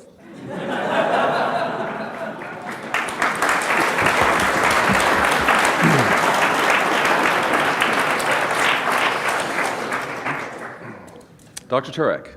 Yes, sir. Do you want me to answer that or not? That's for somebody else, okay. If Christianity is true, then why aren't the differences that Jesus makes in the lives of Christians more powerful or evident than the impact other religions make on their adherents? I don't know if I accept the premise of the question. Well, the questioner adds, Gandhi was every bit as influential as any Christian. Yeah, that's true, and that's one of the problems with Christianity. The biggest problem with Christianity is Christians. I admit it. But the questioner is asking a more central question, which is, if this is the truth, yes, why then doesn't that truth, by the weight of its infinite being, cause its adherents to behave in a way that we can all notice? Well, I think you can notice it in several Christians. I think Christians for years have been the ones that have built hospitals and cared for the poor and cared for the weak and the sick. So I think it does make a difference. My problem which is part of the problem that the questioner is asking, is why doesn't it have this effect on everyone? And I'll throw a little Christian theology in here. The problem isn't that we don't have all the Holy Spirit. We do. We just don't allow all the Holy Spirit to do what it should do. It's our problem. We are fallen human beings. And that's why Christ had to come, because we are fallen human beings. And has to come again because he didn't get it right the first time. I agree with you that the grammar of the question is wrong, but for a different reason. I don't see what's moral about Christian preaching. For example, apart from the horrible idea of vicarious redemption, I'll say again, in case I missed you the first time, what I mean by that. I could pay your debt, even if I didn't know you. If I was a friend, I could say, you're in debt, I'll pay it. In extreme cases, people have been known to say, I'll serve your sentence in prison. I could do that for you. What I cannot do is relieve you of your responsibility. I can't say, throw your sins on me, they'll melt away. Immoral. People are not allowed to be, they're not entitled to be relieved of their responsibilities. And the vicarious redemption by human sacrifice is a very primitive and horrible scapegoating idea that belongs to the barbaric period of human history. So all pardons are immoral? No, not all pardons. No, I didn't say that. I said vicarious redemption is an immoral doctrine. It's also immoral of the Nazarene to say, take no thought for the morrow, not to clothe, not to eat, not to invest, leave your family, leave your children, leave everything, give up the world, no investment, no thrift, no thought for the future, just follow me. That's only moral if you are a sure believer in the idea that the world is about to come to an end, which was the case with this apocalyptic. I guess you never read the parable of the talents. He said the prophecy is that the world is coming to an end real soon. There's no point in caring about anything else. That's not immoral preaching to me at all. There are many other ways in which I fail to see how any bad behavior can ever be described as un-Christian. And of course, it's completely laughable to say Christians build hospitals. Just many Christians have bombed hospitals as have built them, and as many Muslims have built hospitals as Christians have, and as many Babylonians have built great buildings as Christians have. If that's the best you can do, that's the best you can do. One of the questioners repeats a point from Dr. Turek's opening statement that apparently he or she feels you did not address, Mr. Hitchens, about the irreducible complexity of DNA. And is it possible for such structures to have formed by chance? Well, I have two responses to that. One is, what would she have said before she knew about DNA? What does that have to do with anything? They existed prior to anyone knowing about them. Yes, that's right. Gravity existed before we knew about it, That's Christopher. correct. You need an explanation That's for correct, that. and Christianity thought it could explain everything, and then it found No, there not were more everything. things. Wait, this is very simple, same as your point about molecules, that I said that these arguments predate Epicurus, Lucretius, and the atomic theory. Christianity used to say it can explain everything. All you need to know is there's an all-powerful, all-loving, all-intervening, all-knowing, omniscient God. Okay, well then wait, wouldn't DNA explain more? Well that only shows that God's even cleverer than we thought. So it's an infinitely expanding tautology. There are some Christians who accept, in fact it was actually a Catholic physicist at the University of Louvain in Belgium who first came up with the idea of what we now call the Big Bang. And most popes, not all, but most popes have accepted it. Some have thought of it as a challenge to Christianity. The Pope Leo, who he went to, I can't remember the scientist's name for a second, maybe someone here can help me. He went to the Pope and said, look, looks like this is how things started. And the Pope said, if you like, I'll make it a dogma that every Catholic has to believe it. He said, that would be slightly missing the point, Your Holiness.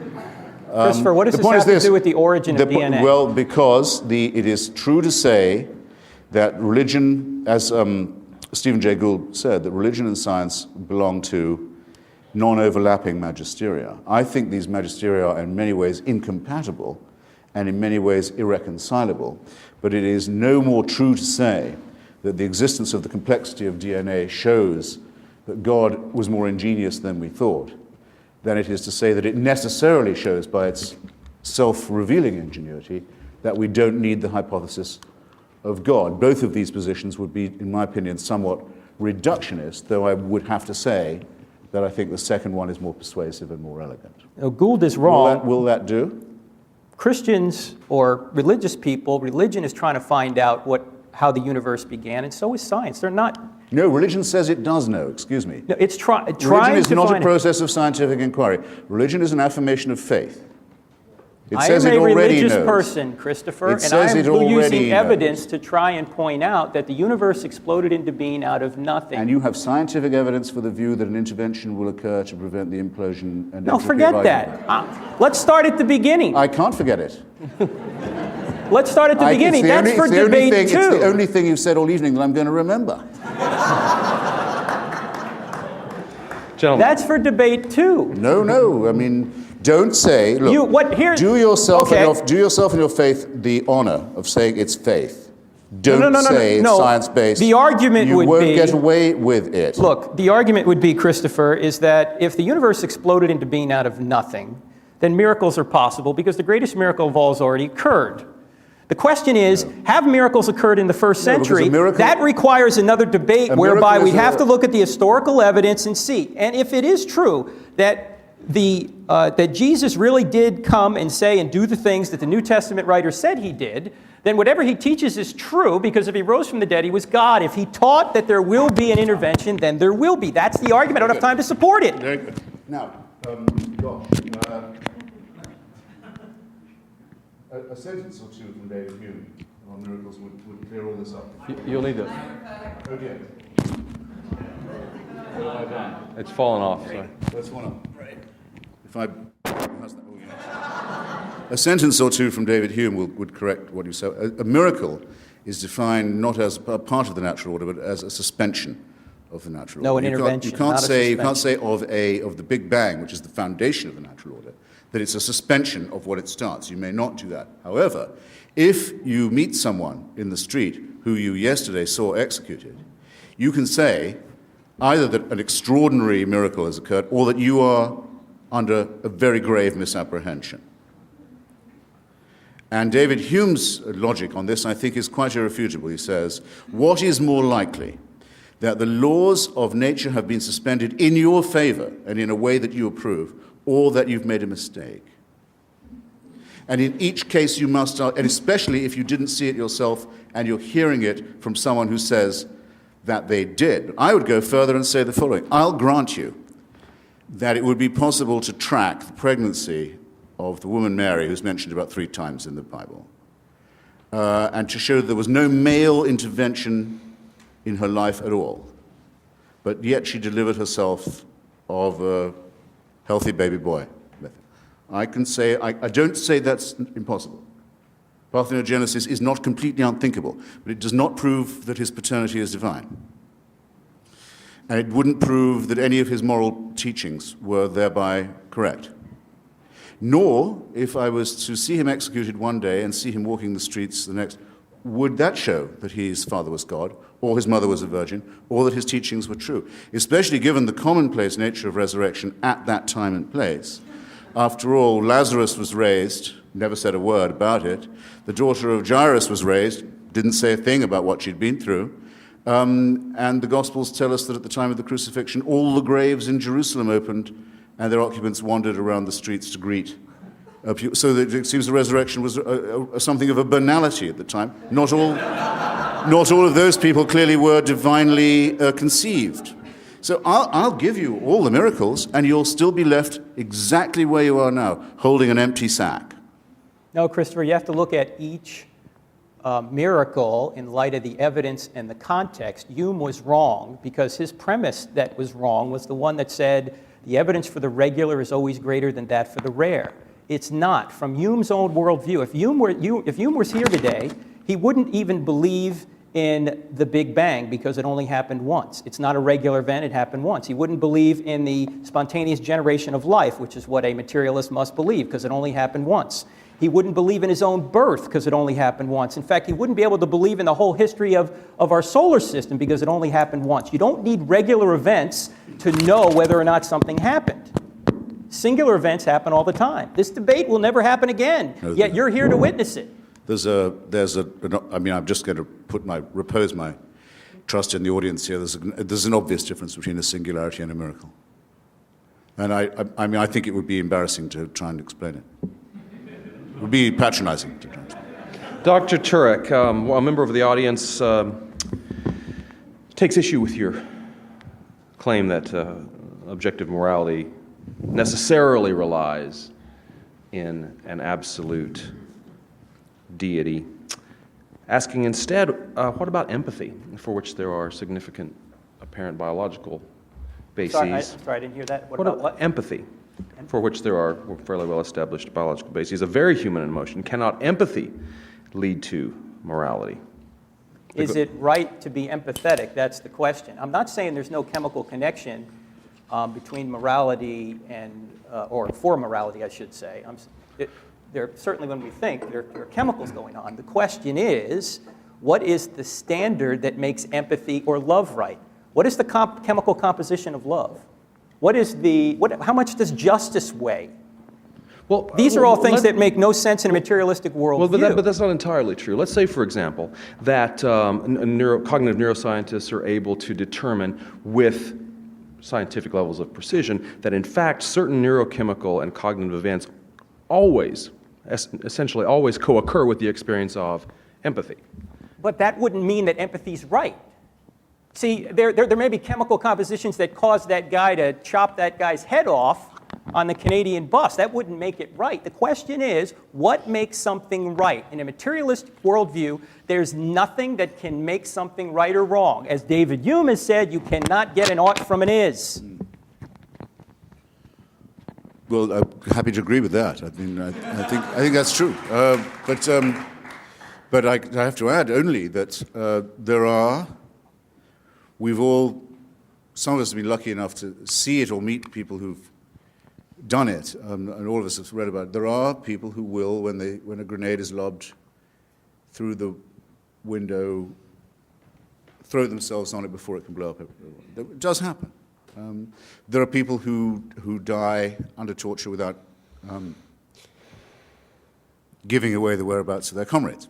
There are people who go do bomb disposal work and sit defusing huge device. They know any minute. It does happen. It's always happened. It's common to every known human society. It's a part of every heroic narrative of every known society there's ever been. Those who do it are honored. They are sung, as we say, in the times when there was no literal record. And it doesn't require divine sanction or permission. It is, we're proud to say, if not innate in us, we'd be too humble to say that. It's innate in our species. It's something we can all aspire to.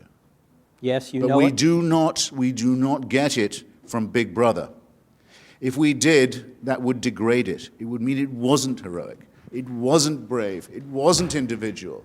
It wasn't exemplary. Why are these things good? Didn't deserve anything. Because it would be in the hope either of a reward from Big Brother or for fear of punishment from it. It would abolish morality. It destroys ethics. It means the individual example is dust. Christopher, you've already abolished morality by your materialistic worldview. There's no such thing as morality if you're just a bunch of chemicals. Wait a second. It's okay. I already know some people will clap anything.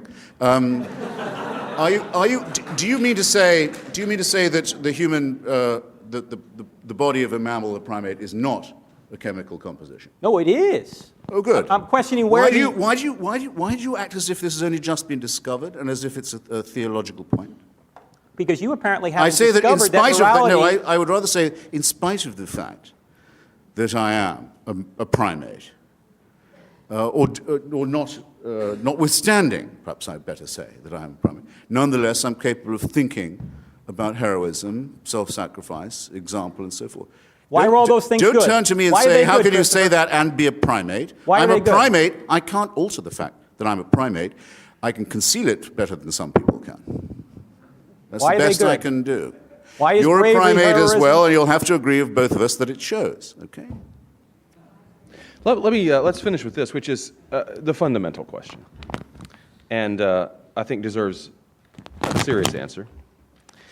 The writer says, gentlemen, I'd venture to say that no one is two words, by the way,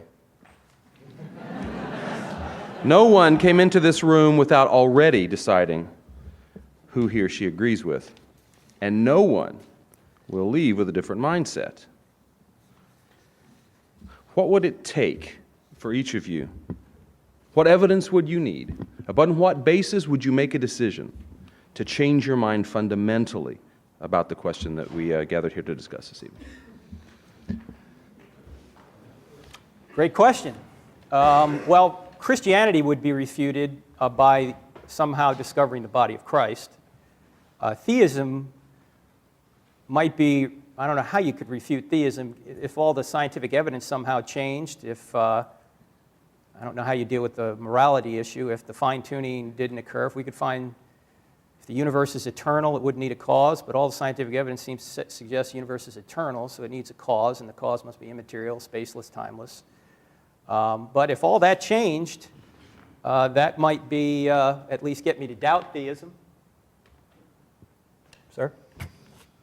In most of the debates, I wish I'd thought of this evening, actually. Oh, God. Much too laid back. Much too laid back.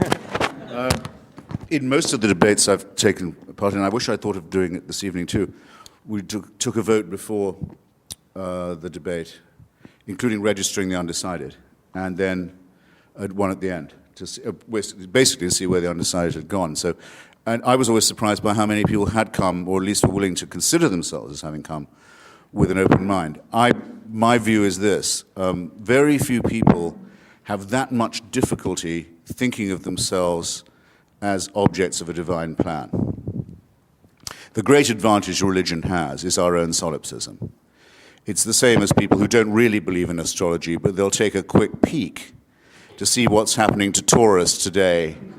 And if it says, well, might be a good time for a flutter on the stock exchange, not to think, hang on, the planets don't really move to determine my investments, but maybe, it's not impossible. It could all be about me. I think about it quite a lot, actually, because I have the same birthday as Thomas Jefferson, April the 13th.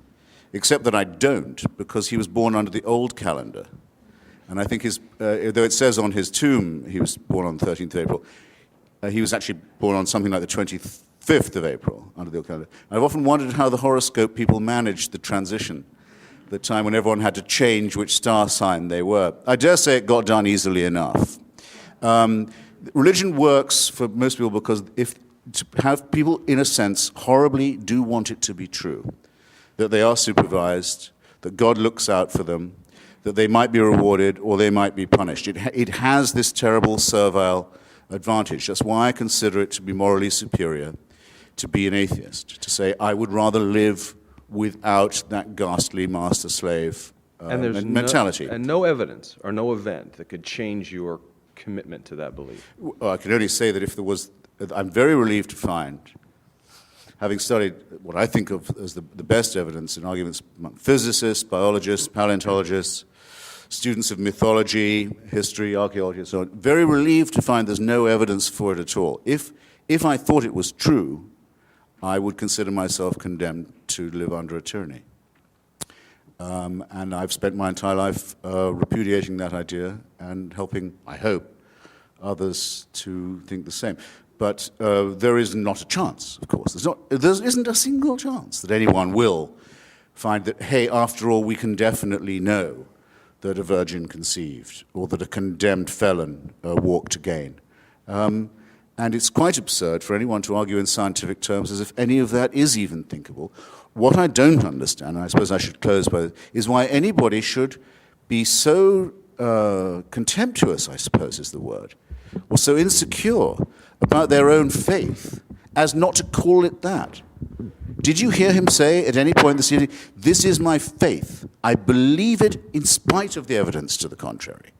I lay my life on it. I believe I'm redeemed by it. I think I will live eternally because... No, he has no confidence to say anything like that. Instead, he tries to mix it up in an area, scientific inquiry, where he's no more competent than, hey, even I am. And that was where he made his big mistake. Thanks. Gentlemen, what did we decide? 5 minutes to close? 5 to 10, 7 maybe? Since Dr. Turek went first in the opening, would you mind going first now? Oh, I thought I'd just wrap. Oh, well. You can call it a wrap unless you'd like 5 more minutes.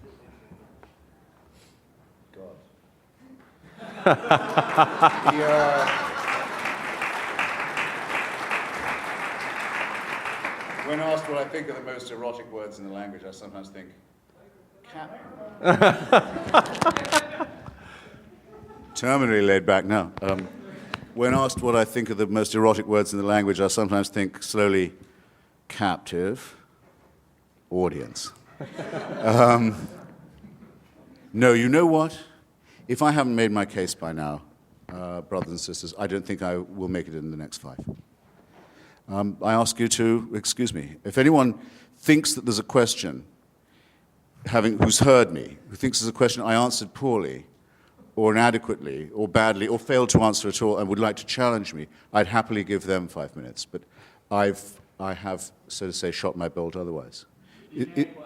Is there anyone who would like to challenge me? Yes. Please.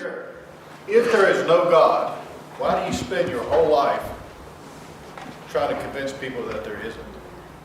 Why don't you just stay home? Was the Can you repeat that?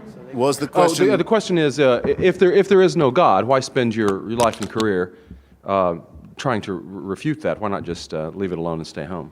Fair enough? Well, it isn't my whole career, for one thing. It's become a major preoccupation of my life, though, in the last 8 or 9 years, especially since September 11th, 2001, to try and help generate an opposition to theocracy and its depredations internationally. That is now probably my main political preoccupation. To help people in Afghanistan, in Somalia, in Iraq, in Lebanon, in Israel, resist those who sincerely want to encompass the destruction of civilization and sincerely believe they have God on their side in wanting to do so. Maybe I will take a few minutes just to say something that I find repulsive about especially monotheistic, messianic religion. With a large part of itself, it quite clearly wants us all to die. It wants this world to come to an end. You can tell the yearning for things to be over whenever you read any of its real texts or listen to any of its real, authentic spokesmen, not the sort of the pathetic apologists who sometimes masquerade for it. Those who talk, there was a famous spokesman for this in Virginia until recently, about the rapture, say that those of us who have chosen rightly will be gathered to the arms of Jesus, leaving all of the rest of you behind. If we're in a car, it's your lookout. That car won't have a driver anymore. If we're a pilot, that's your lookout. That plane will crash. We will be with Jesus, and the rest of you can go straight to hell. The eschatological element that is inseparable from Christianity. If you don't believe that there is to be an apocalypse, there is going to be an end, a separation of the sheep and the goats, a condemnation, a final one, then you're not really a believer. And the contempt for the things of this world shows through all of them. It's well put in an old rhyme from an English exclusive brethren sect. It says that we are the pure and chosen few, and all the rest are damned. There's room enough in hell for you. We don't want heaven crammed. You can tell it when you see the extreme Muslims talk. They cannot wait. They cannot wait for death and destruction to overtake and overwhelm the world. They can't wait for what I would call, without ambiguity, a final solution. When you look at the Israeli settlers, paid for often by American tax dollars, deciding that if they can steal enough land from other people and get all the Jews into the promised land and all the non-Jews out of it, then finally the Jewish people will be worthy of the return of the Messiah. And there are Christians in this country who consider it their job to help this happen so that Armageddon can occur, so that the painful business of living as humans and studying civilization and trying to acquire learning and knowledge and health and medicine and to push back can all be scrapped, and the cult of death can take over. That, to me, is a hideous thing in eschatological terms, in end times terms, on its own, a hateful idea, a hateful practice, and a hateful theory, but very much to be opposed in our daily lives, where there are people who sincerely mean it, who want to ruin the good relations that could exist between different peoples, nations, races, countries, tribes, ethnicities, who openly say they love death more than we love life, and who are betting that with God on their side, they're right about that. So when I say, as the subtitle of my book, that I think religion poisons everything, I'm not just doing what publishers like and coming up with a provocative subtitle. I mean to say it infects us in our most basic integrity. It says we can't be moral without Big Brother, without a totalitarian permission. It means we can't be good to one another. It means we can't think without this. We must be afraid. We must also be forced to love someone who we fear. The essence of sadomasochism. The essence of abjection. The essence of the master-slave relationship. And that knows that death is coming and can't wait to bring it on. I say this is evil. And though I do some nights stay home, I enjoy more the nights when I go out and fight against this ultimate wickedness and ultimate stupidity. Thank you.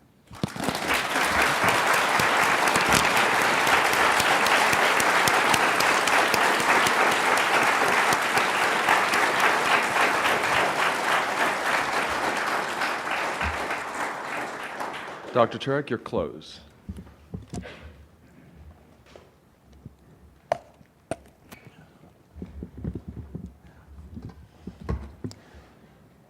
First of all, I want to thank everyone. I know it's been a long night, and I enjoy listening to Christopher, even if I don't agree with him. And I want to thank Christopher for being here and putting so much effort into this debate. Let me just clean up a few things that I wasn't able to respond to before, and that is this issue of design, where Christopher seems to say because things are going to oblivion, it wasn't designed.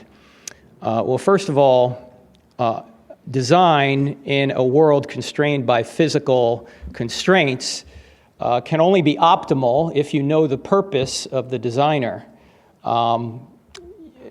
Stephen Jay Gould had a book years ago called Panda's Thumb, where he complained that the panda's thumb was not as good as our thumb. It only seemed to enable the panda to strip bamboo. Well, maybe that's all the panda was supposed to do, is strip bamboo. You can't say it's suboptimal design unless you know what the purpose of the designer was. My car is not designed perfectly, but it's still designed. So just because you find faults in design doesn't mean there is no design, and you wouldn't be able to find a fault unless you knew what the purpose of the designer was.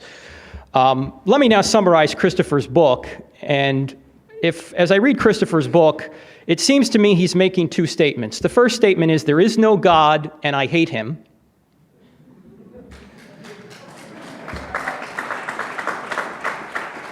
After all, Christopher defines himself as an anti-theist, not an atheist, but an anti-theist. And that's why he couldn't even respond to the question, what might change your mind? Nothing is going to change Christopher's mind. His mind is made up. The second, he's narrow-minded, yes. The second major point he makes is, since religious people do evil things, God doesn't exist. That is a non sequitur in logic. We all do evil things. That doesn't mean our parents don't exist. Just because people do evil things doesn't mean that all religion is false. And Christopher bunches all religions together and makes no distinctions that need to be made. I am with you, Christopher, on your opposition of radical Islam. I am with you. I am with you politically on more things than you will know, because I think many religions are false, and there are many false beliefs. In fact, Many religious people, here's the points Christopher makes, and he's right about many of these things. Many religious people have behaved terribly. Many religious beliefs are false and can't be justified. You don't need to believe in God to know right from wrong. You don't need the Bible or any other religious book to know basic right and wrong. Morality predates Scripture. I agree with all that, and that, in fact, is the Christian view as well.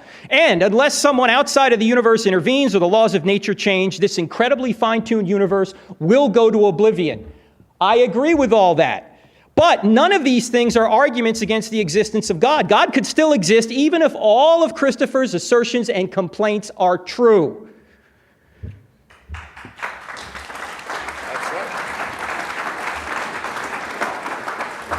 Let me also point out that religion does not poison everything. Everything poisons religion.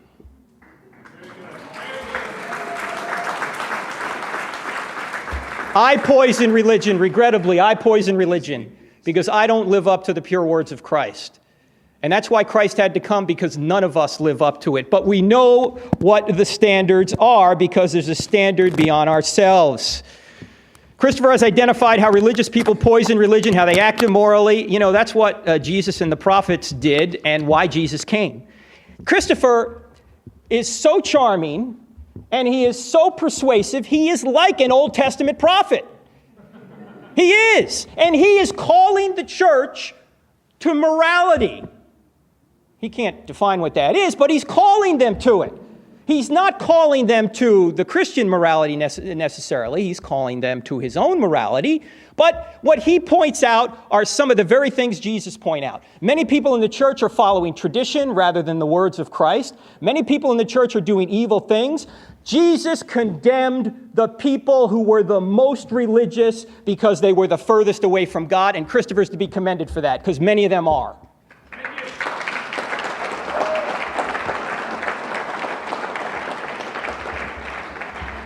But unlike Jesus, who appealed to God's standard of morality, Christopher's atheism affords him no objective moral standard by which to judge anything wrong, including all the sins of religious people: circumcision, sexual restrictions, suicide bombing, etc. He has to borrow objective morality from the theistic worldview in order to argue against it. He has to assume God in order to deny him. He has to sit in God's lap in order to slap his face. He also has to borrow aspects of the theistic worldview in order to even get his worldview off the ground. He has to borrow the universe, which is a pretty big issue.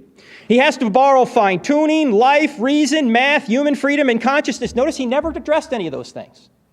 Where do those come from in an atheistic worldview? Christopher, in the last chapter of his book, talks about we need to get away from all this religious stuff and we need to go to Enlightenment values. What are Enlightenment values? Well, is what Christopher says on the last page of his book. Quote, "Very importantly, the divorce between the sexual life and fear, the sexual life and disease, and the sexual life and tyranny can now at last be tempted on the sole condition that we banish all religions from the discourse." It appears that Christopher is rebelling against the church lady here. He doesn't like the restrictions on sexuality. Is it true that if Jesus said, sleep with anybody you want, Christopher would be a Christian? I don't know. But that is what he's rebelling against. Now, he talks about the divine dictatorship. He says that he rebels, as he just pointed out, against the divine dictatorship because he's an anti-theist. But let me ask this question. Why must everyone submit to his dictatorship? The dictatorship of Christopher Hitchens. He's telling everyone to live up or to give up their sacred text and to live according to renewed Enlightenment values that apparently he gets to choose. Christopher, in effect, wants to replace God. He wants his values. He wants you to adopt Enlightenment values. Christopher never answered the questions and the evidence that I brought up. I think this is a theistic universe because all time, all space, and all matter exploded into being out of nothing. Number two, it did so with incredible precision and extreme fine-tuning. We saw that life seems to be the result of intelligence. 4, we saw that there are objective, immaterial, moral values out there. And Christopher is big on immorality. I'm with him on that. Number 5, we saw that immaterial realities such as reason and the laws of logic exist and have no way to be explained. There's no way to explain those by materialism. That the laws of mathematics, number 6, exist and they help us investigate and measure this orderly universe. Number 7, that people are not mere chemicals, but are free to make choices. And number 8, and finally, that we are conscious beings and we cannot explain ourselves by mere chemicals. We're something beyond chemicals, but atheism only has a worldview that says all that exists are chemicals. Because Christopher and his atheist friends have not been able to explain any of these realities from an atheistic perspective, they have instead relied on speculation and faith. I don't have enough faith to be an atheist. Now, there's one more other point. Christopher may think that there is no God and he hates him, but God thinks there is a Christopher Hitchens, and God loves him. Thank you.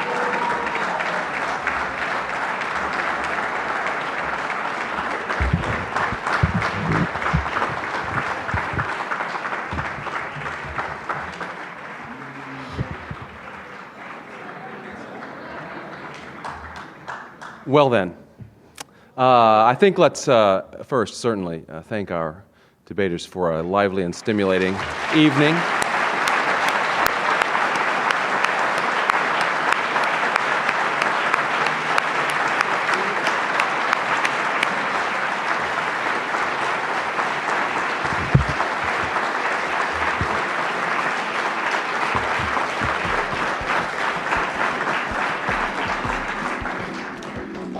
Good evening. Thank you again for coming.